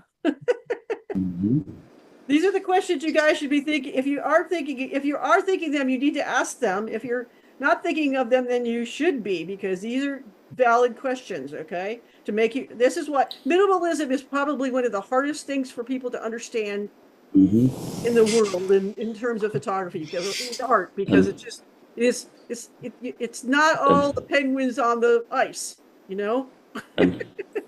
So next, and I'm going to give you 2 options to go with and compare on this. Because in this instance, you've got the detail of the waves competes with the detail of the clouds. Just one of those would be great, and you can go either way. Hold on a second. Sailing in St. Petersburg is the name of this one, and this one is Lee's picture. The score is 23.9. Oh, okay. Just wanted Sorry, to I'm jumping ahead and stepping on you, Lynn. Yeah. I'm stepping right back. No problem. Yeah. I'm going to let you compare 2 ways to deal with the competition between the sky and the seas. First off, just come down, be just below where the clouds disappear.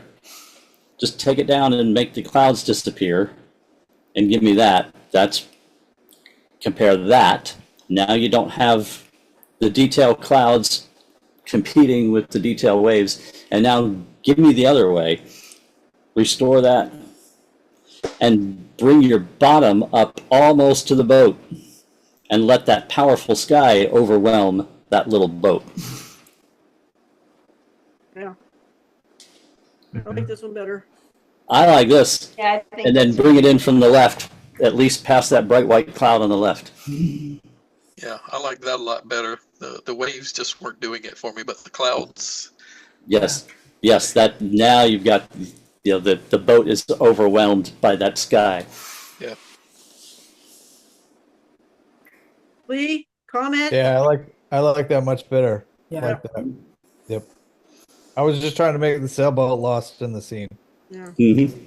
But there was just too much going on. If it had been a long exposure, the water was smooth, kind of like the other one. But then you wouldn't see the boat. Yeah. That's true. The sailboat would be blurred. On a long exposure. You could composite it. Yeah, you can composite It would look kind of weird, but it might be worth a try. Yeah, it'd be worth a try. I'm with Lynn though. When you do that and you look at the, Lee Wynn's photos, and now it's okay to have a road leading up to the tree. It's a hard concept for me to grasp. This is a difficult one. There's a lot of subjectivity in this one. Yeah, minimalism is absolutely hard. It really is hard. And what one expert says is minimalism, another expert will say it's not. So that's the issue. That's why it's hard, but that's why it's a great exercise as well. But at the end of the day, very few people are going to look at a photo and judge it on whether it's minimalism or not. Oh, minimalism is a highly regarded fine art form. Right. Yeah. And yes, minimalist images in galleries can sell for really great amounts of money if they're done well. Something with a little dot. a big white canvas with a little black dot. $500,000. Minimalism. Or a banana. Or a banana attached to the wall. Minimalism. Yeah. All right. Next one is great seafood buffet, but I forgot where I'm sitting. This is a composite. This one is Jim McWilliam, and the score is 22.9. Is the composite? Stuck the bird in there, Jim? Yeah, I moved a bird. Yeah, did the bird's legs get left out of the composite? No, the bird's legs are in the grass. Okay. Looks for that bird. Well, the problem with the bird's leg being in the grass is underneath the bird would be a shadow. Yeah, shadow. He's sitting. Yeah, This is a shadowless bird. Wow, But the also, yeah. Yeah, Now it does put the bird very close to the top. Yeah. Then, it would be more a case of yes, Now you would expand it with your generative expand with your crop tool in Photoshop, or you would just generative fill over the water, and it would help not have the bird so close to the top. Or you could use the content aware move tool and move the bird. There's a lot of possibilities. Yeah. Thank you. I actually tried it without the water, but then if I wanted to use that title, I felt I had to have water there someplace. Why? He has his food in his mouth. All right, next one is Wild Blue Yonder, also a composite. This one is also Jim's, and the score is 24.1. Why did you have to use it? Why did you have to do a composite, Jim? Again, I found a better looking sky. Okay. Yeah, I had the bird when it was fishing, and it was kind of a murky day that day. I just waited for. Shall I go? Yeah, go ahead. Yeah, again, it's one where compositionally it's minimalist, but emotionally not, because we look at this and don't feel like this is a minuscule bird within this vast environment. We look at this as a behavioral photo of a bird. This is what we see a million bird photographers do a million times, is a bird in flight. So we don't get that feel. I look at this and I see a picture of a bird flying, that happens to be a minimalist composition, but I don't get the minimalism feel from as far as the emotional impact of the image. So what's the difference between this one and Deborah's pictures of the birds and the reflection of the bird? Devil's advocate. There were two elements in this deal. There was the tension between the top and bottom element, and the flow of it. And the fact that it was over the water, you get the sense in here that the ocean may stretch away forever in that image. You know, you get this sense of infinity with that water in here, but when you see a picture of a bird in the sky, it's like the other 10 million pictures of birds in the sky you've seen. You I don't, want you to go back to the different image. Mm-hmm. All right. Now, I want you to erase that bird on the bottom.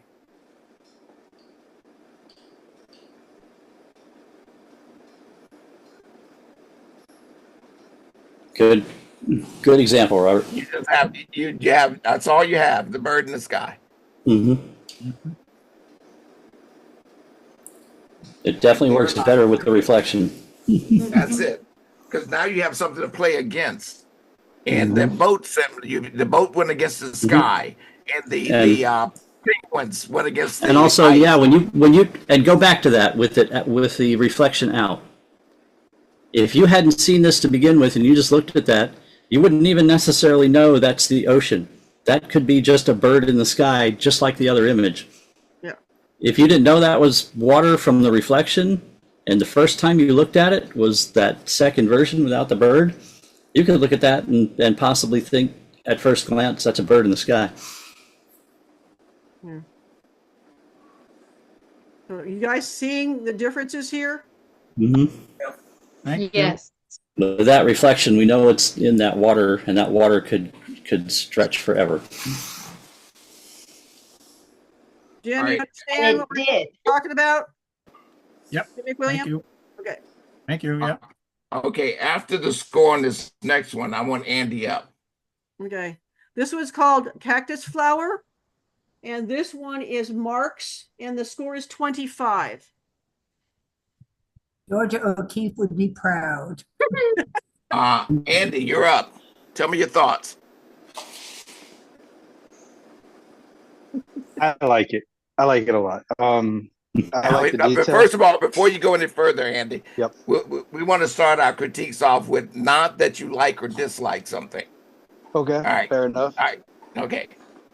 So I think this is a nice photo because to me it's got a nice balance of color and white in it. Additionally, I like the fact that the only this part that's closest to us with the hairs on it is really in focus, and it makes it seem like the rest of the photo just kind of fades off to the right. This is a nice photo in my opinion. Thank you very much, Andy. You're welcome. Yeah, for me, like I say, the fact that there's nothing distinct in the background, and the fact that the supporting stem for that piece right there diminishes away into nothingness.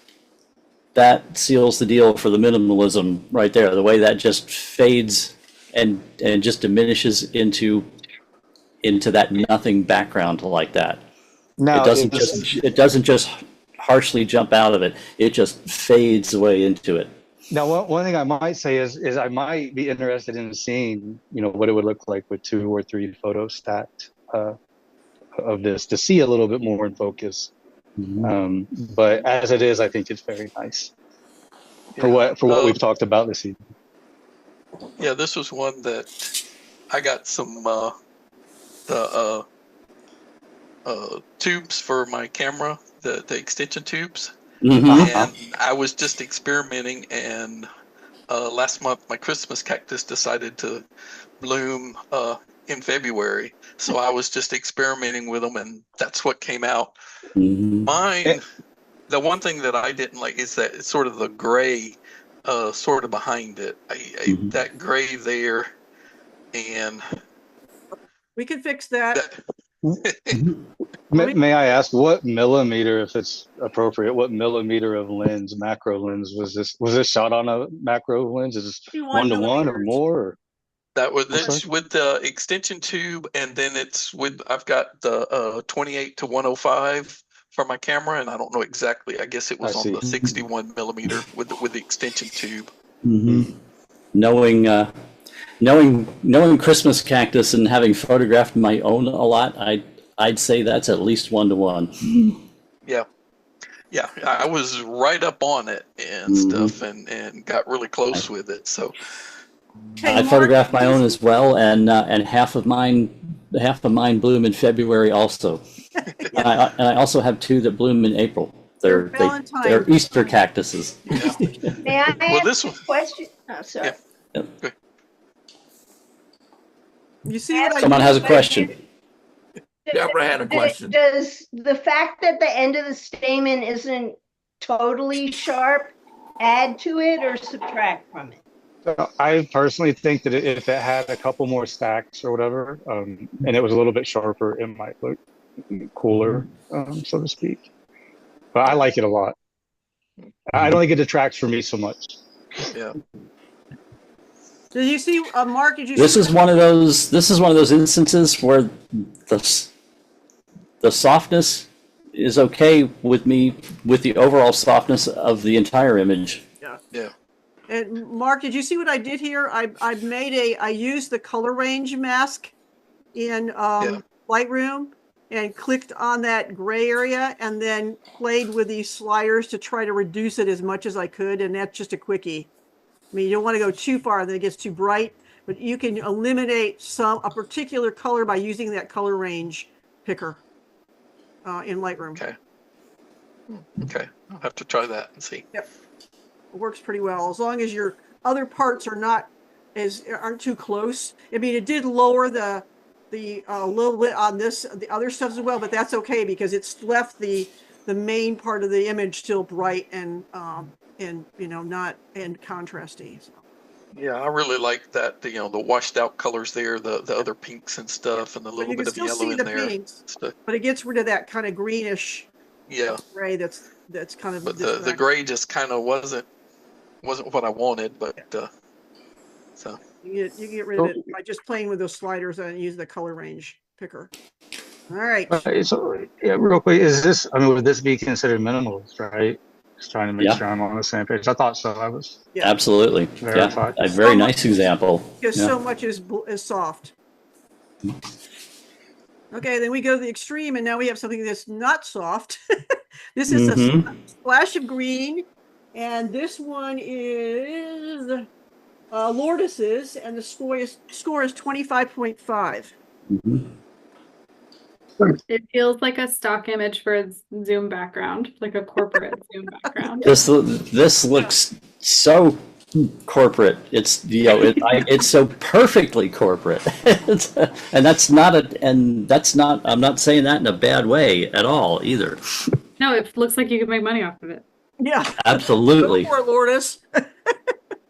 I do think that the edge, you would need like a black card or something to the edge of the pot, the left hand side, edge of the pot. Yeah. On my screen, you can discern it. It is there. It is discernible on my screen. You can see it a little more up here, but yeah, it depends on your how calibrated your screen is. Zoom looks like Zoom's doing it dirty, but yeah. Well, and I like the shadow because it gives more three-dimensionality to the pot. Oh, I'm saying that the shadow on the other side is missing, but yes, I agree. Too light right here, yeah. Yeah, I understand. You're looking for the definition on the edge, which, on my screen it's discernible. But on some screens I could see where, that it just blends right in and it's going to disappear depending on your screen calibration. Yeah, on my screen it's totally. And also depending on Zoom and everything else right now. I like the blending. I think it looks like it. I think if it had a distinct border, it would look like somebody came in and put it there. Yeah, you wouldn't want it distinct. Without the border on the left, it just kind of. I like that it's barely distinguishable as opposed to very distinguishable, where it would even make it look like I say, like it's pasted on. Right. Yeah, I wanted to have some shape in the little white, so it didn't look like everything that plain white. I'm waiting. It looks like a PowerPoint slide. I'm waiting for the words to start. Yep, this is so perfect for ad copy to go into. You are so right. Awesome, Lourdes. Next one is lamp triplets. This one is Tories, and the score is 24.1. Who's going to say it? I don't understand how this is minimalism.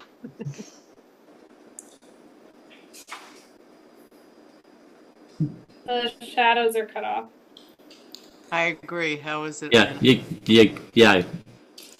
got to activate your crop tool and at the very least pull up from the bottom. You got to get rid of those shadows down there. Shadows.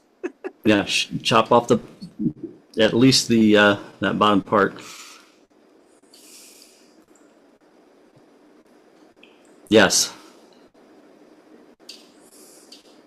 What if you got rid of? Now like I say, and if we take away the one on the left, maybe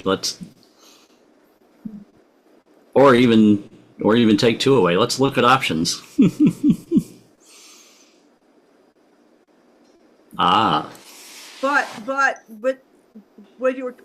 let's compare this one to Sylvia's flower on the wall. Tell me the difference. Oh, the lamp has much less weight with respect to the wall. You would have to expand the canvas, in my humble opinion, on the left. I agree. Yeah, I just cut it there because I was going to have the other lamp. Yeah, no, I know what you were trying to do, but I mean, now it's all squished in. Do it like this and forget about the shadow. Yeah. And the lamp needs more separation from the back. Yep. That would be it right there without that other shadow. I 100% agree on that. Shot. It's a cool shot. Yep. So the three of them is too much. It just needs to be like one subject. I think maybe it's for minimalism. If it weren't for minimalism, would it still work with the three? Yeah, outside of minimalism, with the three of them like that, if you chop those shadows off like we did to begin with, that's a very nice shot. Right. Outside of the assignment. Well, the more that I see other people's pictures here, the more I realize, okay, it needs to be a little bit more, what can I say, like faded, like one little thing and just a little bit more lot minimal. of negative. Right?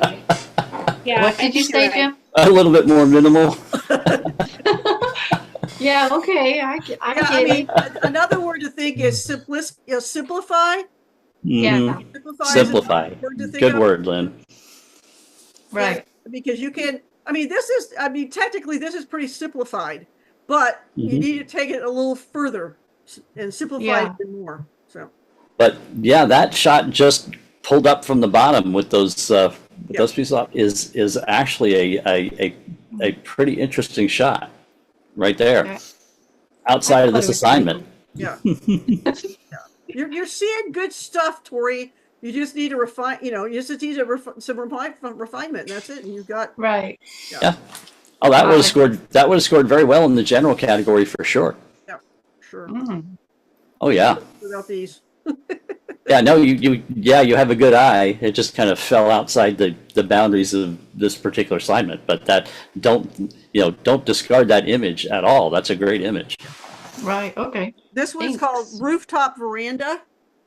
This one is also Tori's. The score is 24.6. Robert, you're being Do you want to go to the transform buttons, Lynn? Yeah, I know. This one's not straight. Mm-hmm.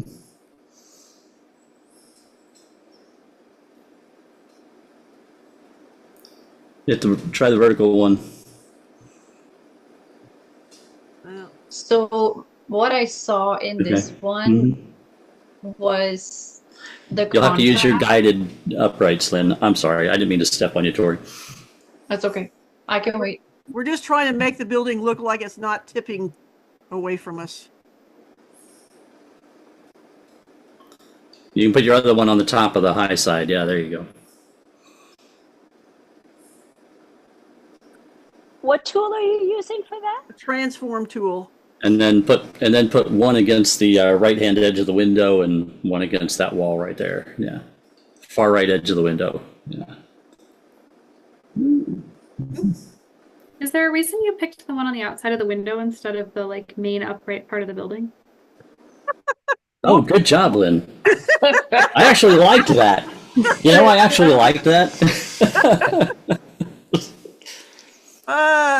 Your two little dots are you have your two little dots too close together to work accurately, Now Lynn. that's making it straight, but then you cut off the freaking picture.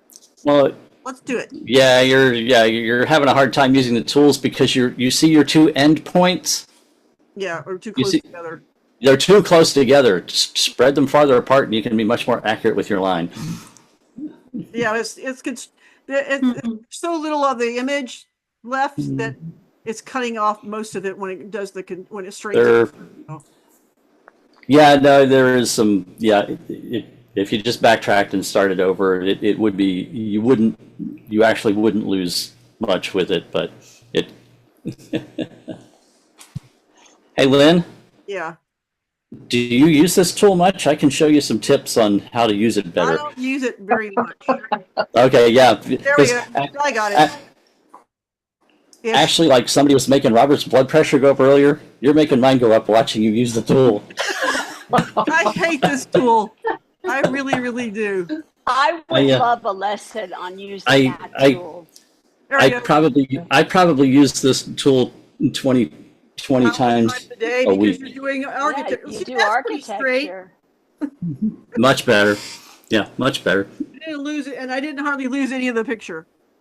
So let's see before and after. School, it looks terrible, and then like every once in a while it works. After. Okay. And now that we're not distracted by weird angles, this is not bad. Well, like I said earlier, I like the contrast and I like the lines. Yeah. Yep. And yes, there is such a thing as architectural minimalism, and that's what you've delved into here. Yeah, and the tool that Lynn was using, I have not seen that. I didn't know it existed. But like when I was standing on the ground taking a picture going up, I mean that would be like a natural curving of the line. But you can with the upright tool you can fix it sort of as if you had a tilt shift lens. And if you Zoom with me sometime, I'll teach you how to really use the tool. The colors. Sorry, Lynn. You can teach all of us. The colors are also very nice in this picture. They complement one another. Yes, they are complementary colors. You are correct. And it adds quite a bit to the composition.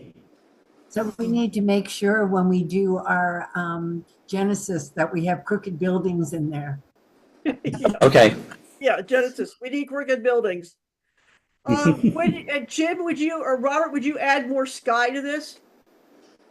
No, here's what I would do. Okay. You have your contrast of the blue and the yellow. Great. But I'd like for you to do something. This by all means is a teachable moment, folk. I'd like for you to go to the color range and inside the window with your color range mask, inside the window, put it on the blue in the window. Click on it. Great. Run the saturation up. No, don't refine it. Don't refine it at all. Do not refine it. That's going to mess with the Oh, stuff. you just passed it. Do not refine it. Okay. Increase the saturation. All right, great. Now, did you refine? Go back to the refined portion of it. Make sure it's back at 0. Okay, great. You notice how it did everything, right? It saturated all of the blue, correct? Yep. All right, I'd like for you to go to that mask and intersect it with a brush. Intersect with a brush. Right. Now, I want everyone to look at the blue on the outside. Just paint the window. Just paint the window. What happened to the blue on the outside? Nothing. It went back to normal.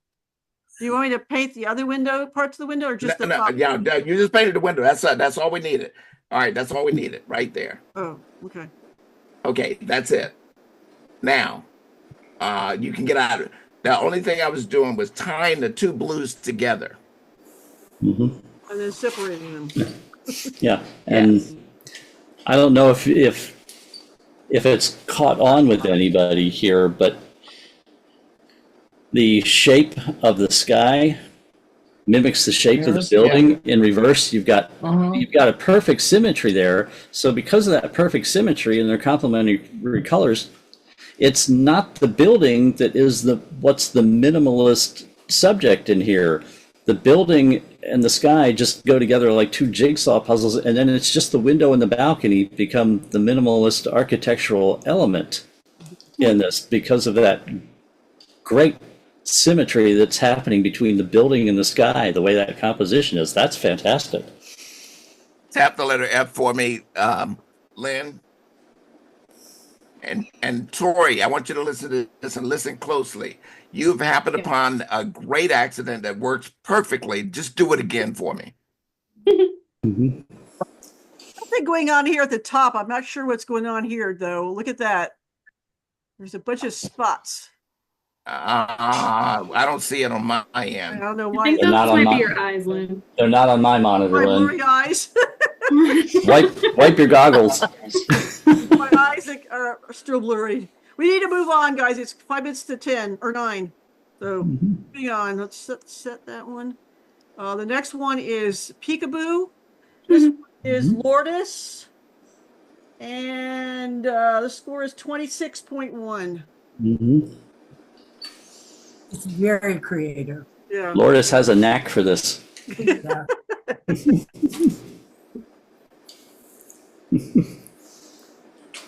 Yeah, that's pretty cool. My model, thanks to my model. I wonder who that could be. Yeah, we don't know. So is that really a piece of paper with a hole in it? Yep. Oh, okay. As simple as that. Again, Lourdes, you need to set up an account with Adobe Stock. Yeah, this would be perfect because it's a great place for ads. I really like the texture on how there's like only texture on the torn part. Yeah.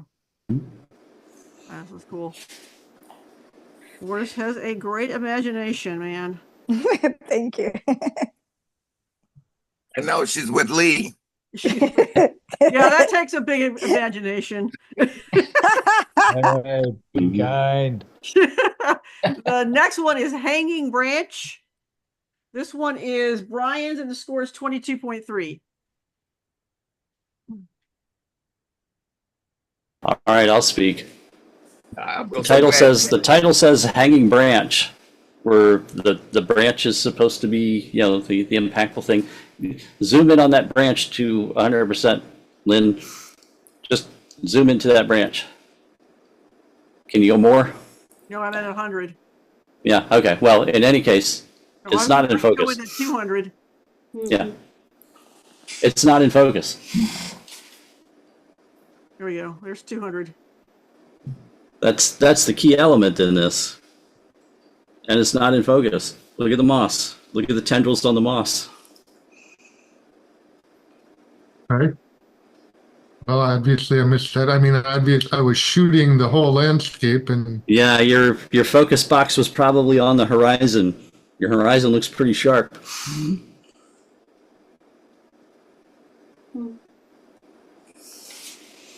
Well, Pretty tones in the sky, though.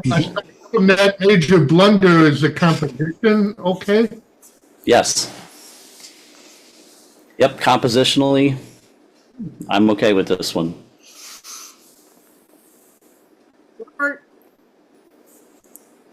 It's an interesting take on it. Very different than some of the other compositions we've seen, but like compositionally, I don't have a complaint about the composition.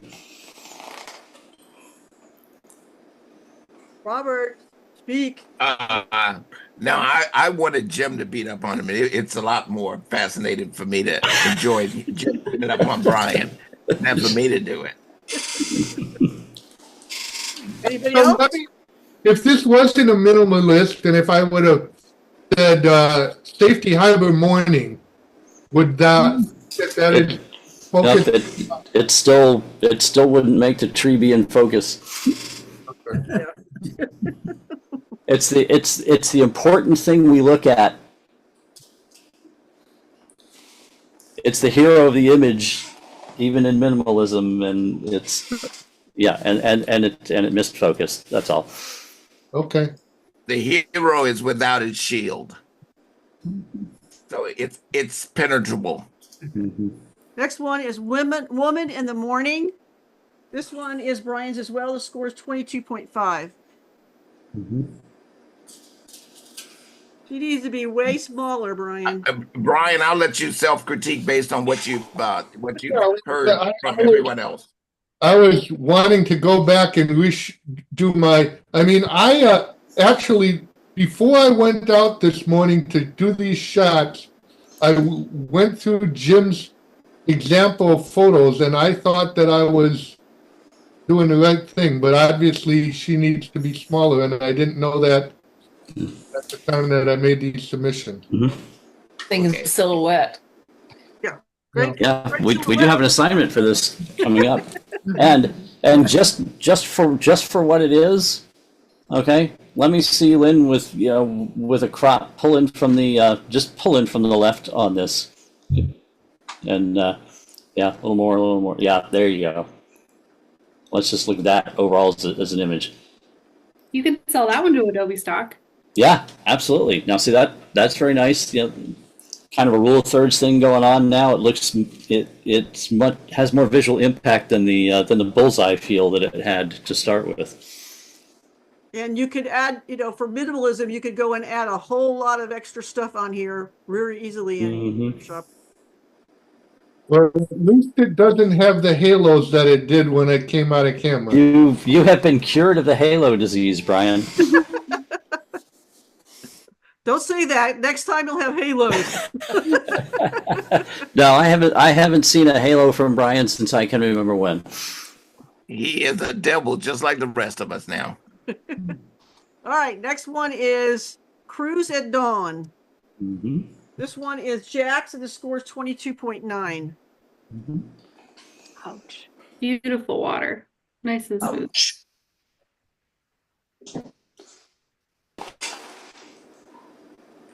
Can you see compositionally and everything? I think this one works. I don't have any complaints on this one compositionally with minimalism. Can you zoom in on the duck for me, Lynn?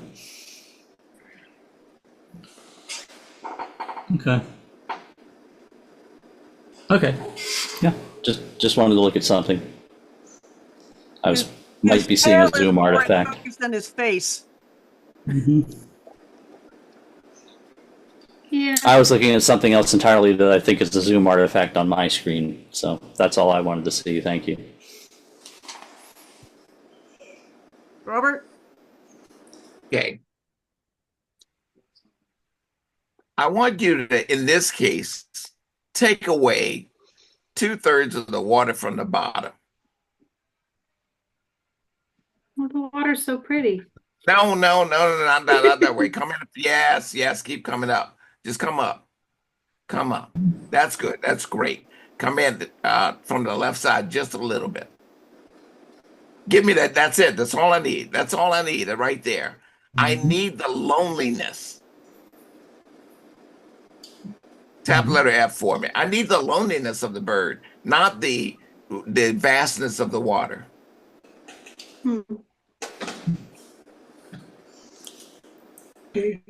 Okay. We're going to have some confused people now.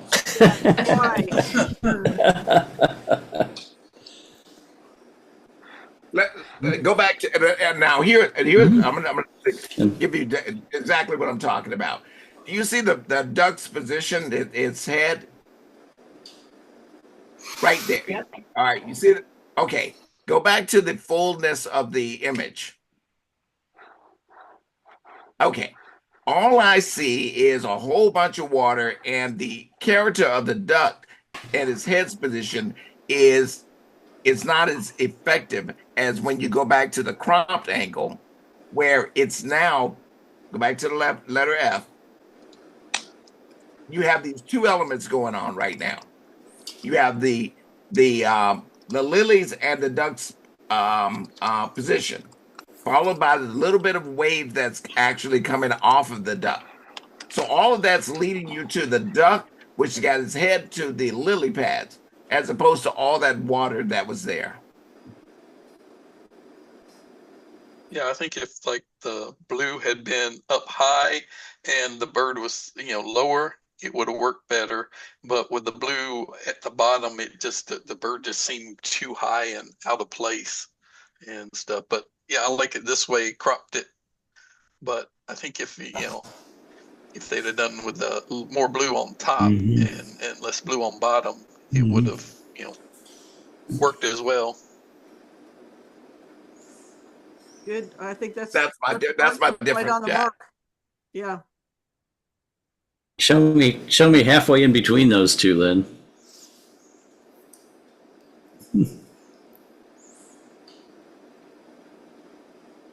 Yeah.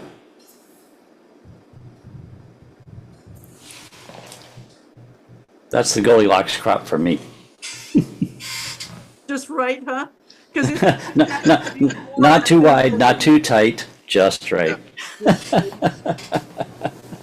I want that head and that duck's And head this to is- have meaning. And this is where we get so subjective. Great.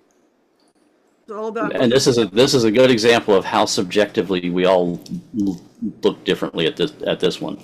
I mean, because Mark's point of view of adding more to the top is a good point as well. So. Absolutely. All right, one more assign, and then we've got 5 generals to get through, guys. So this last one is Horizon Evening Stroll. This is Nona's, and the score is 25.4. This is like the warm environment of penguins. Yes, and in this one, the overpowering element of the sky works so well with the giraffe being a tall animal sticking up into the sky. This, I don't think, would be nearly as effective visually if it were a lot of grass leading in to it. This is kind of like that boat where we got rid of the water under the boat and left the boat have the big dramatic sky over it. Same thing here. This works like that for me. Karen? What do you think? Well, I think to me it meets minimalist. I like the way it's lighter behind the giraffe and then it goes into the blue sky. And I think the yellow and the blue, the complementary colors really offset the giraffe. Just to let you know, when I saw this scene, I immediately thought minimalism. That was what. Were we in your brain, Nona? Were we in your brain? Good job. Yeah, I was in Kenya. And like I say, thank you for the very low horizon in this one for the minimalism. Yeah.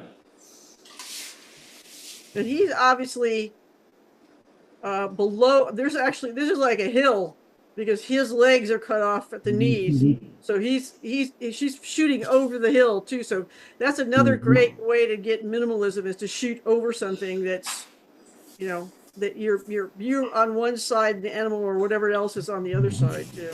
Well, just to let you know, what I really wanted to see were his feet, and I wanted his tail to be out in back of him, but that didn't happen. So I had to give you the best of what happened. Those damn birds, those darn animals don't take your direction at all, do they? No, he did not take my direction. I wanted his feet so badly. But you're on a road and you can't get any closer, so. No, it's one of those. Basically but that's the way to do minimalism, is to use what you've got and pull back and use all that environment that we usually try to cut out, because we're trying to make a picture of that animal. Do this, guys, then zoom in on the giraffe. Would playing with the tone curve here or the HSL sliders to push the colors to be more complementary, I don't know if that would make it just look overdone or. Not sure. Actually, on my screen, it looked more contrasty and deeper colors, but that's not what came out. Yeah. I don't know, where's my tone? I can't. You guys are convincing me that my screen is like super not calibrated. Yeah, it might be the screen. I mean, I can messy curve there. I mean, it looks good the way it is. I'm just wondering if doing something with the darker and lighter color grading. Just a little bit. Yeah. All right, let's do generals real quick, guys. We got what 5 of those. All right, the first one is Nyala Rough Housing. This one is Jack's, and the score is 21.7. Jack, why do we have this one over here? I was waiting to see who was gonna point that out. No, that's the female. And as I was told by the guide, that's the mother. Those are 2 boys, 2 male that are their brothers fighting with one another, and the mother is watching. And I left her in there because I thought it was part of the story that I found interesting. I don't know if photographically if it's distracting, but that's how I found it to be, was a distraction. Yeah, it's not even looking as though to guide you back into it by looking at it. It's looking away. She was watching them. Female impala usually do not have horns. No, it's a Nyala. No. These are impala. No, okay. These are Nyalas. Anyway, yeah, this one just that one was just like, why is it over there in the corner? Anyway, let's move on to the next one. Next one is Machine Gun Portrait. This is Richards, and the score is 23.5. According to the internet, female Nyalas do not have horns. Okay. For what it's worth. Okay. The guy Richard. steered you wrong. Okay. Misinformed. Richard, and on this guy's hat, in the top left corner of the hat itself, did you burn that in?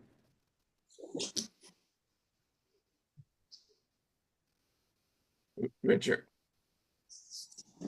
No, Richard. Richard, you still here? I did. Yeah, I unmuted. Yeah, I burned that in. Good eyes. Okay. Of course. Real hot. That's the arrogance of me talking, by the way. I have a question, and then I'm going to ask Linda to do something. Was the gentleman actually wearing a fluorescent purple button-up shirt when you photographed him? It was slightly purple. Yeah, it was slightly purple. Okay. Because it looks more than slightly purple here. That's why I was asking if that was, for real a purple shirt, or if that's a white balance issue with. Hey, Lynn, don't do that. Yeah. What do you want me to do? Go to your go to the color panel and choose the point. Go to the color mixer and choose the point color eyedropper.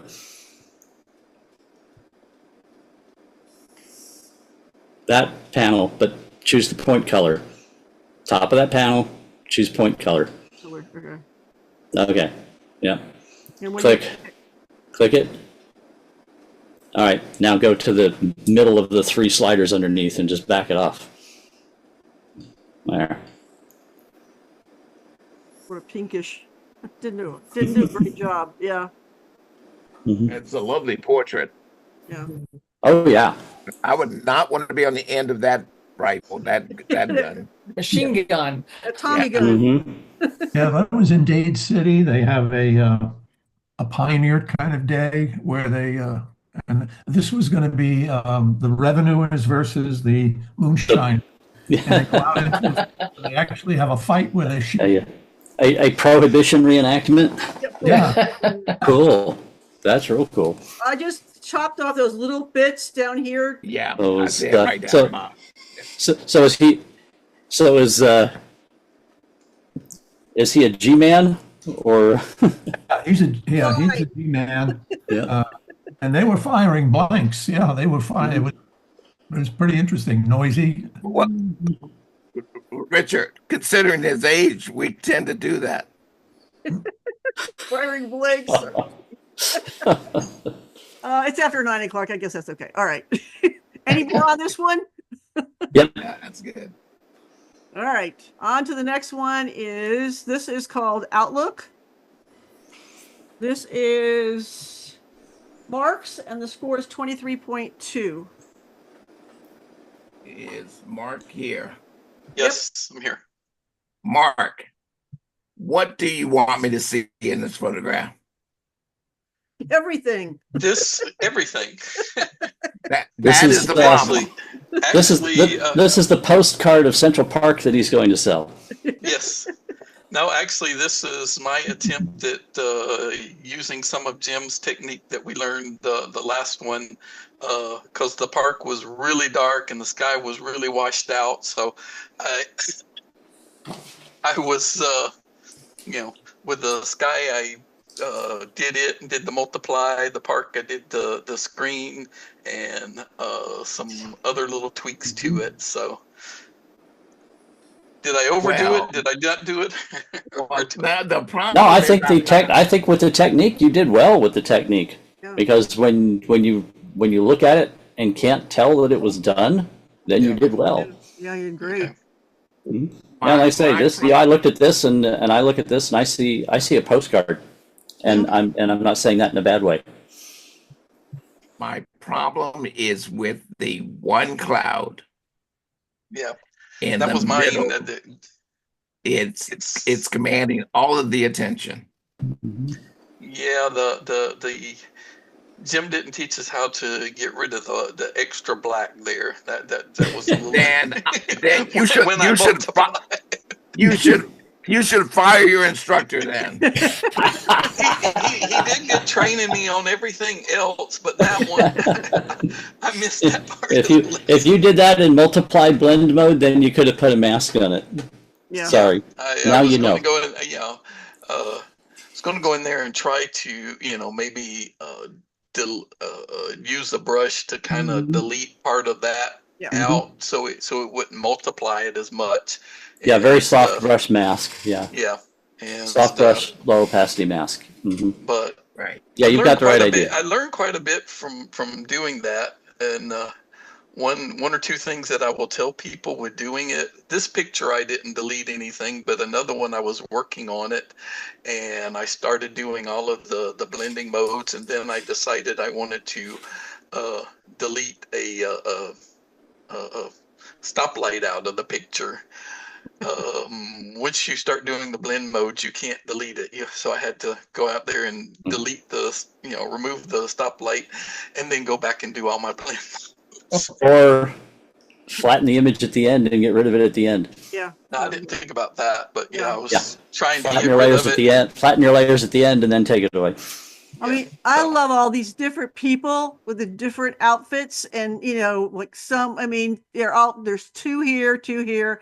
There's one person by themselves. I could just sit here and look at all these different people and see what all they're doing. My mother has a painting in her bedroom that looks so much like this. It's scary with the people and the ice and the snow and everything. My mother's had that photograph in every bedroom of every house from the time I was a kid, and I looked at this and I was right back in Mom's bedroom again, looking at the painting on her wall. I bet you weren't looking at that one cloud that's messing everything up. Nope. I don't see. Why do you like? Is it this cloud here? Yes. Yeah, that cloud with the. That's the one Robert's having a problem with. Yeah. Like, I don't know why that. Now take a look at the grays underneath each of the other clouds. Look at the softness of the grays. Yeah, that's true. I guess it's a little darker, but That one is just so hard. Bad rain cloud that's starting to form. And that's the problem, is that it's given too much weight. It's okay. Yeah, that cloud has just more contrast than anything else in the scene. Yeah. The highlights are the hottest, and with respect to the dark, it's the brightest spot in the entire scene on the top of the cloud, on top of the dark base of the cloud. But okay, you didn't see there was one, with the original picture, there were one of the buildings there on the right side. They had a really hot spot. They were really too white, so I went in and brought that down and stuff. So that was the thing. That was what just kept every time I looked at it, my eye drew over to those two buildings, and it was like no, and stuff. So I finally went in and had to do a slight multiply on those to get rid of that hot spot on those. You did a good job on the buildings. Yeah, Mark, I have a Because question. I would not look at this and know you had a hot spot that you fixed. Was this one image or was this a multi-row panorama? No, this was one image. How did you get the blue so straight? I used the transform a little bit. I didn't do a lot to it. I think I did on the transform. I think I just clicked the auto button and it pulled them up. Good. It straightened them enough that it looked fine to me and stuff. So, where is that park? That's in Central Park. That's Central Park in New York, right? Yeah, yeah. That was when I was there in January, and it had like the day before it had snowed, and so everything was snow and iced over and everything. So it's the duck pond on like the western side of Central Park, right? Like near the Met. I don't remember. I was there at what is that? The American History Museum or Oh, I'm wrong. Yeah, that's on the east side. Yeah, so I came out of there and it was like, oh, Central Park was like sort of right across the street. So let me go walk around over there. And I almost slipped and killed myself a couple of times on the ice and stuff. Florida boys aren't meant for walking on ice. So it was like, okay, it's time to go. Robert? Yeah. Robert. So apparently James has issues with his microphone and he's asking on chat, removing that cloud, would that take the balance away from the picture? No, it's not a matter of removing it. It's a matter of just softening it so it's like everything else. Yeah. Or that's what it comes. Or use generative fill and generate a replacement cloud. Yeah. But I do feel that taking that cloud away, I agree, it would lose something. I like the cloud being there for the balance of the composition. There, but absolutely. But it just needs that darkness just needs to come down just a little bit. Yeah. Having seen it like this, I think it would take away something from the overall composition not having it there. Yeah. It's kind of hard to fix it like that, but that's as close as I can get. Yeah, that's pretty good. It's just that it commanded so much attention. Yeah. Len, good job on that. I just used the brush mask and just played with it a little bit, just trying to get it down. But yeah. All right. The original image, the people and stuff were so dark you could hardly see them there, and the trees were just so dark. Blending modes work. So Jim's lessons worked really well. I'm very happy you learned something that you could put to good use. That makes me happy to hear. Guys, if you missed that was our education night last month. And it is recorded and it is on the website. So if you missed that or if you want to go review it now that you've seen what can be done with it, go watch the video. Yes, very useful, very helpful. Next one, Rainbow Reflection. This one is mine and the score is 23.7.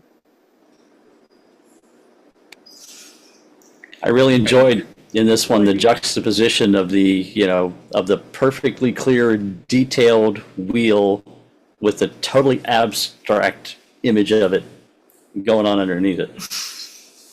Yeah. Made note that this was very colodic. What? Again? Colodic.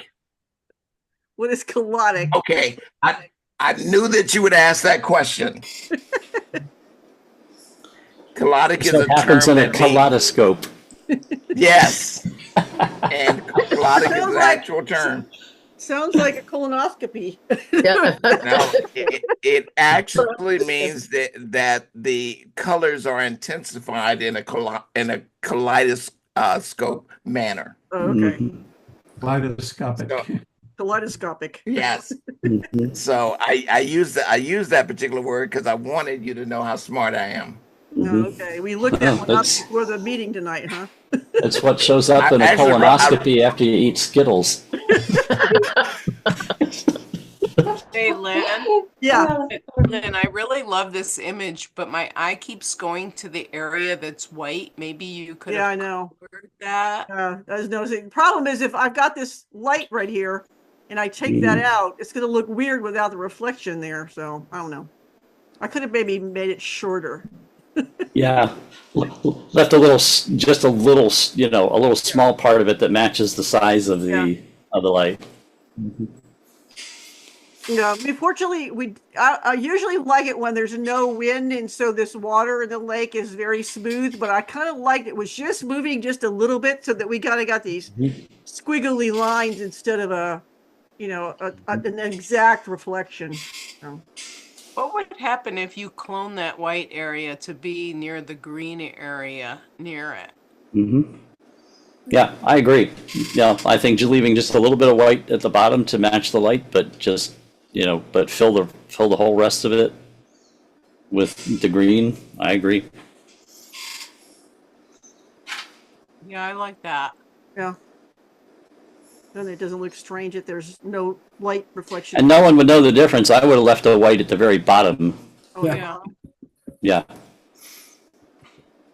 Then a little more. Mm-hmm. Mm-hmm. Yeah, like that. Yeah, there it is. Yeah, yeah. That's more realistic looking. Yeah.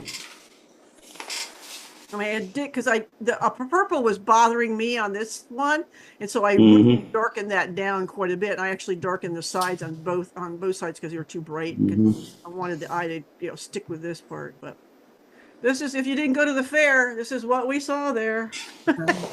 I think you should take the This reflection. Ferris wheel changes colors every 30 seconds, so I have like, I don't know, 50 of these, all different colors. Hey, Lynn, I think you should take the reflection, blur it a little, and use it as a background and some texture. Oh, I actually have images of just the reflection. Yeah, it's awesome. I zeroed in on that quite a few times. And some of them I shot very quickly, so you just got a bunch of squiggly lines like this. And others I did a long exposure, so it all blended together and sort of it just really blended the color. So I was like playing with those. Yeah. So.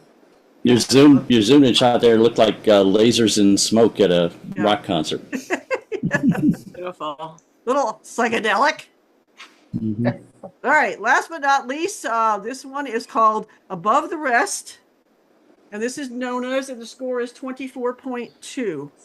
Mm-hmm. This is awesome. I love that. Mm-hmm. You got to notice that there's all these other ones down here with their heads down, which is kind of funny. I love its weird little jump. Mm-hmm.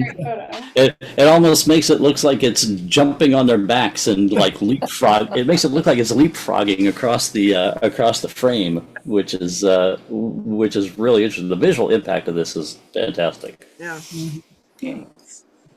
Initially, didn't even notice the ones because I was so concentrating on his eye. I love that red eye and this red. I mean, I'm a spoonbill person, so I see something that looks like a spoonbill and even more colorful than a spoonbill.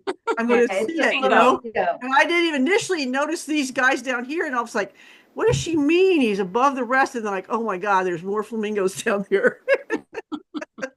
I love like their little cotton candy clouds with like the light blue in the back. Mm-hmm. It was actually water. Yeah, that's nice. greened them. Yeah, And this was awesome.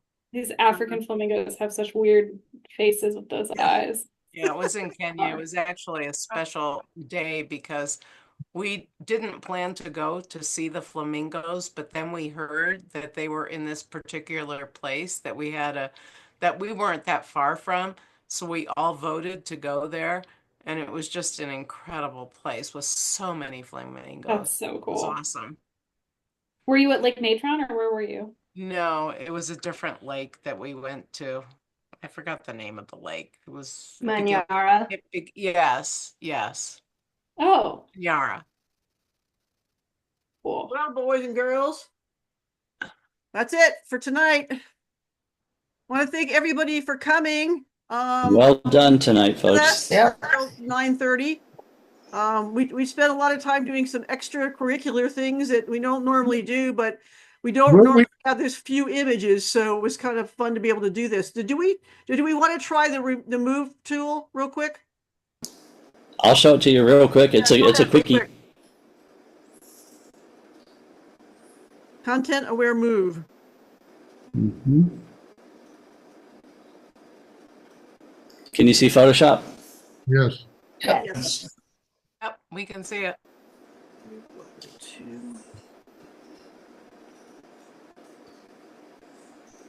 Lasso.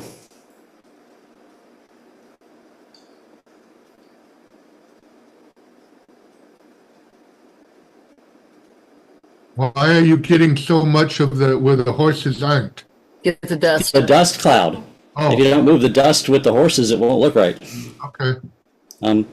Content aware move is located here. You see that? The band. Okay. Yep. Okay.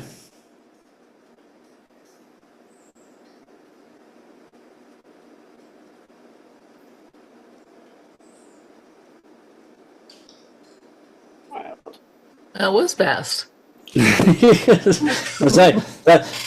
Some people don't even know that tool exists, and some people have forgotten about it. Too easy.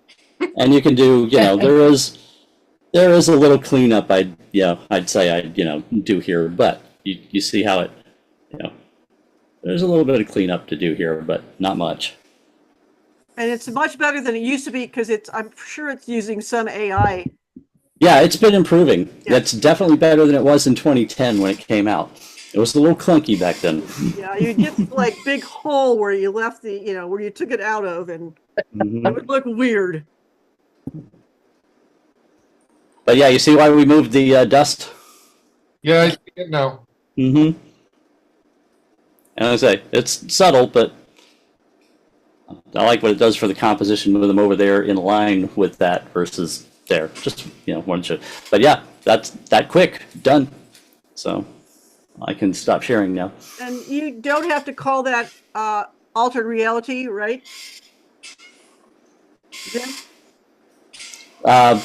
Yeah, nothing new has been added to the scene, and nothing's been, really removed from the scene. There's everything that's in that scene was in that scene to start with. But you wouldn't be able to do that in like a wildlife competition. Absolutely not. No, I mean Absolutely not. This is about Deborah. We're about art. This is for art. This is sorry. Yeah, sorry. I'm about wildlife, as you probably know. Yep. This is for artistic purposes. If you wanted to sell that as a print to hang on a wall or something like that, there you go. If you are entering a competition, absolutely not. Yeah, our competition is more artistic based than it is. It's not documentation type competition. So And we're it's different than a lot of other clubs in that respect. Yeah, and based on the fact that we want to educate, that's something to to show you as that's an educational moment right there as well to show you can do something. Absolutely appreciate that. And I'll actually be gone for the next 4 months, so you can be as brutal with my entries as you like. You can always listen to the recording, Deborah, so you know. No, I will. No, please. I really, I'm submitting, and I would appreciate really strict critiques. So. Well, we don't pull any punches around here. Yeah, that's why I'm here. Awesome. We're glad you're here. Fantastic. And whatever you're doing for the next 4 months, have fun. Yeah, well, I'm going to Svalbard, India, Sri Lanka, and Mongolia. Oh my God. Oh, you have a good time. Don't get eaten by a tiger. I'll try not to. All right, guys. Anything else? Everybody, thank you so much. Those that are coming to photo camp this weekend, I will see you there. And next, don't forget to send me some two raw images if you have them that we can use for our education night next week. So I'll send out a reminder on Monday in case everybody forgets over the weekend. Photoshop photo camp can do that to you. You get Zan. Is that a Zoom meeting as well? Yes. Yes, we'll be doing a Zoom meeting. This is taking the place of our education night because our speaker could not come. So we're going to. And what date is it? I'm sorry. It's Thursday, next Thursday night. Next Thursday. Oh, okay. Next Thursday. Two raws. You want 2 raws? Okay. 2 raws. Yeah, just send me 2 raws. Same as you normally do. Just send me 2 raws. You may have to, because they're big. You may have to send them individually, one per email. If anybody has any problems, let me know, and you can send them to me via Dropbox. Hey, so the website, real quick. So the website, right, for submission says, I think JPG, if I remember right. Are you saying raw file for these? This is a one-off special education night that we're. Yeah, this one thing is an education night. We want to take a raw image and take it all the way through to the end. And so, just send me 1 or 2 raw images, and that you want to see what we can do with them, and we'll take it from there. But yeah. And so one more question, right?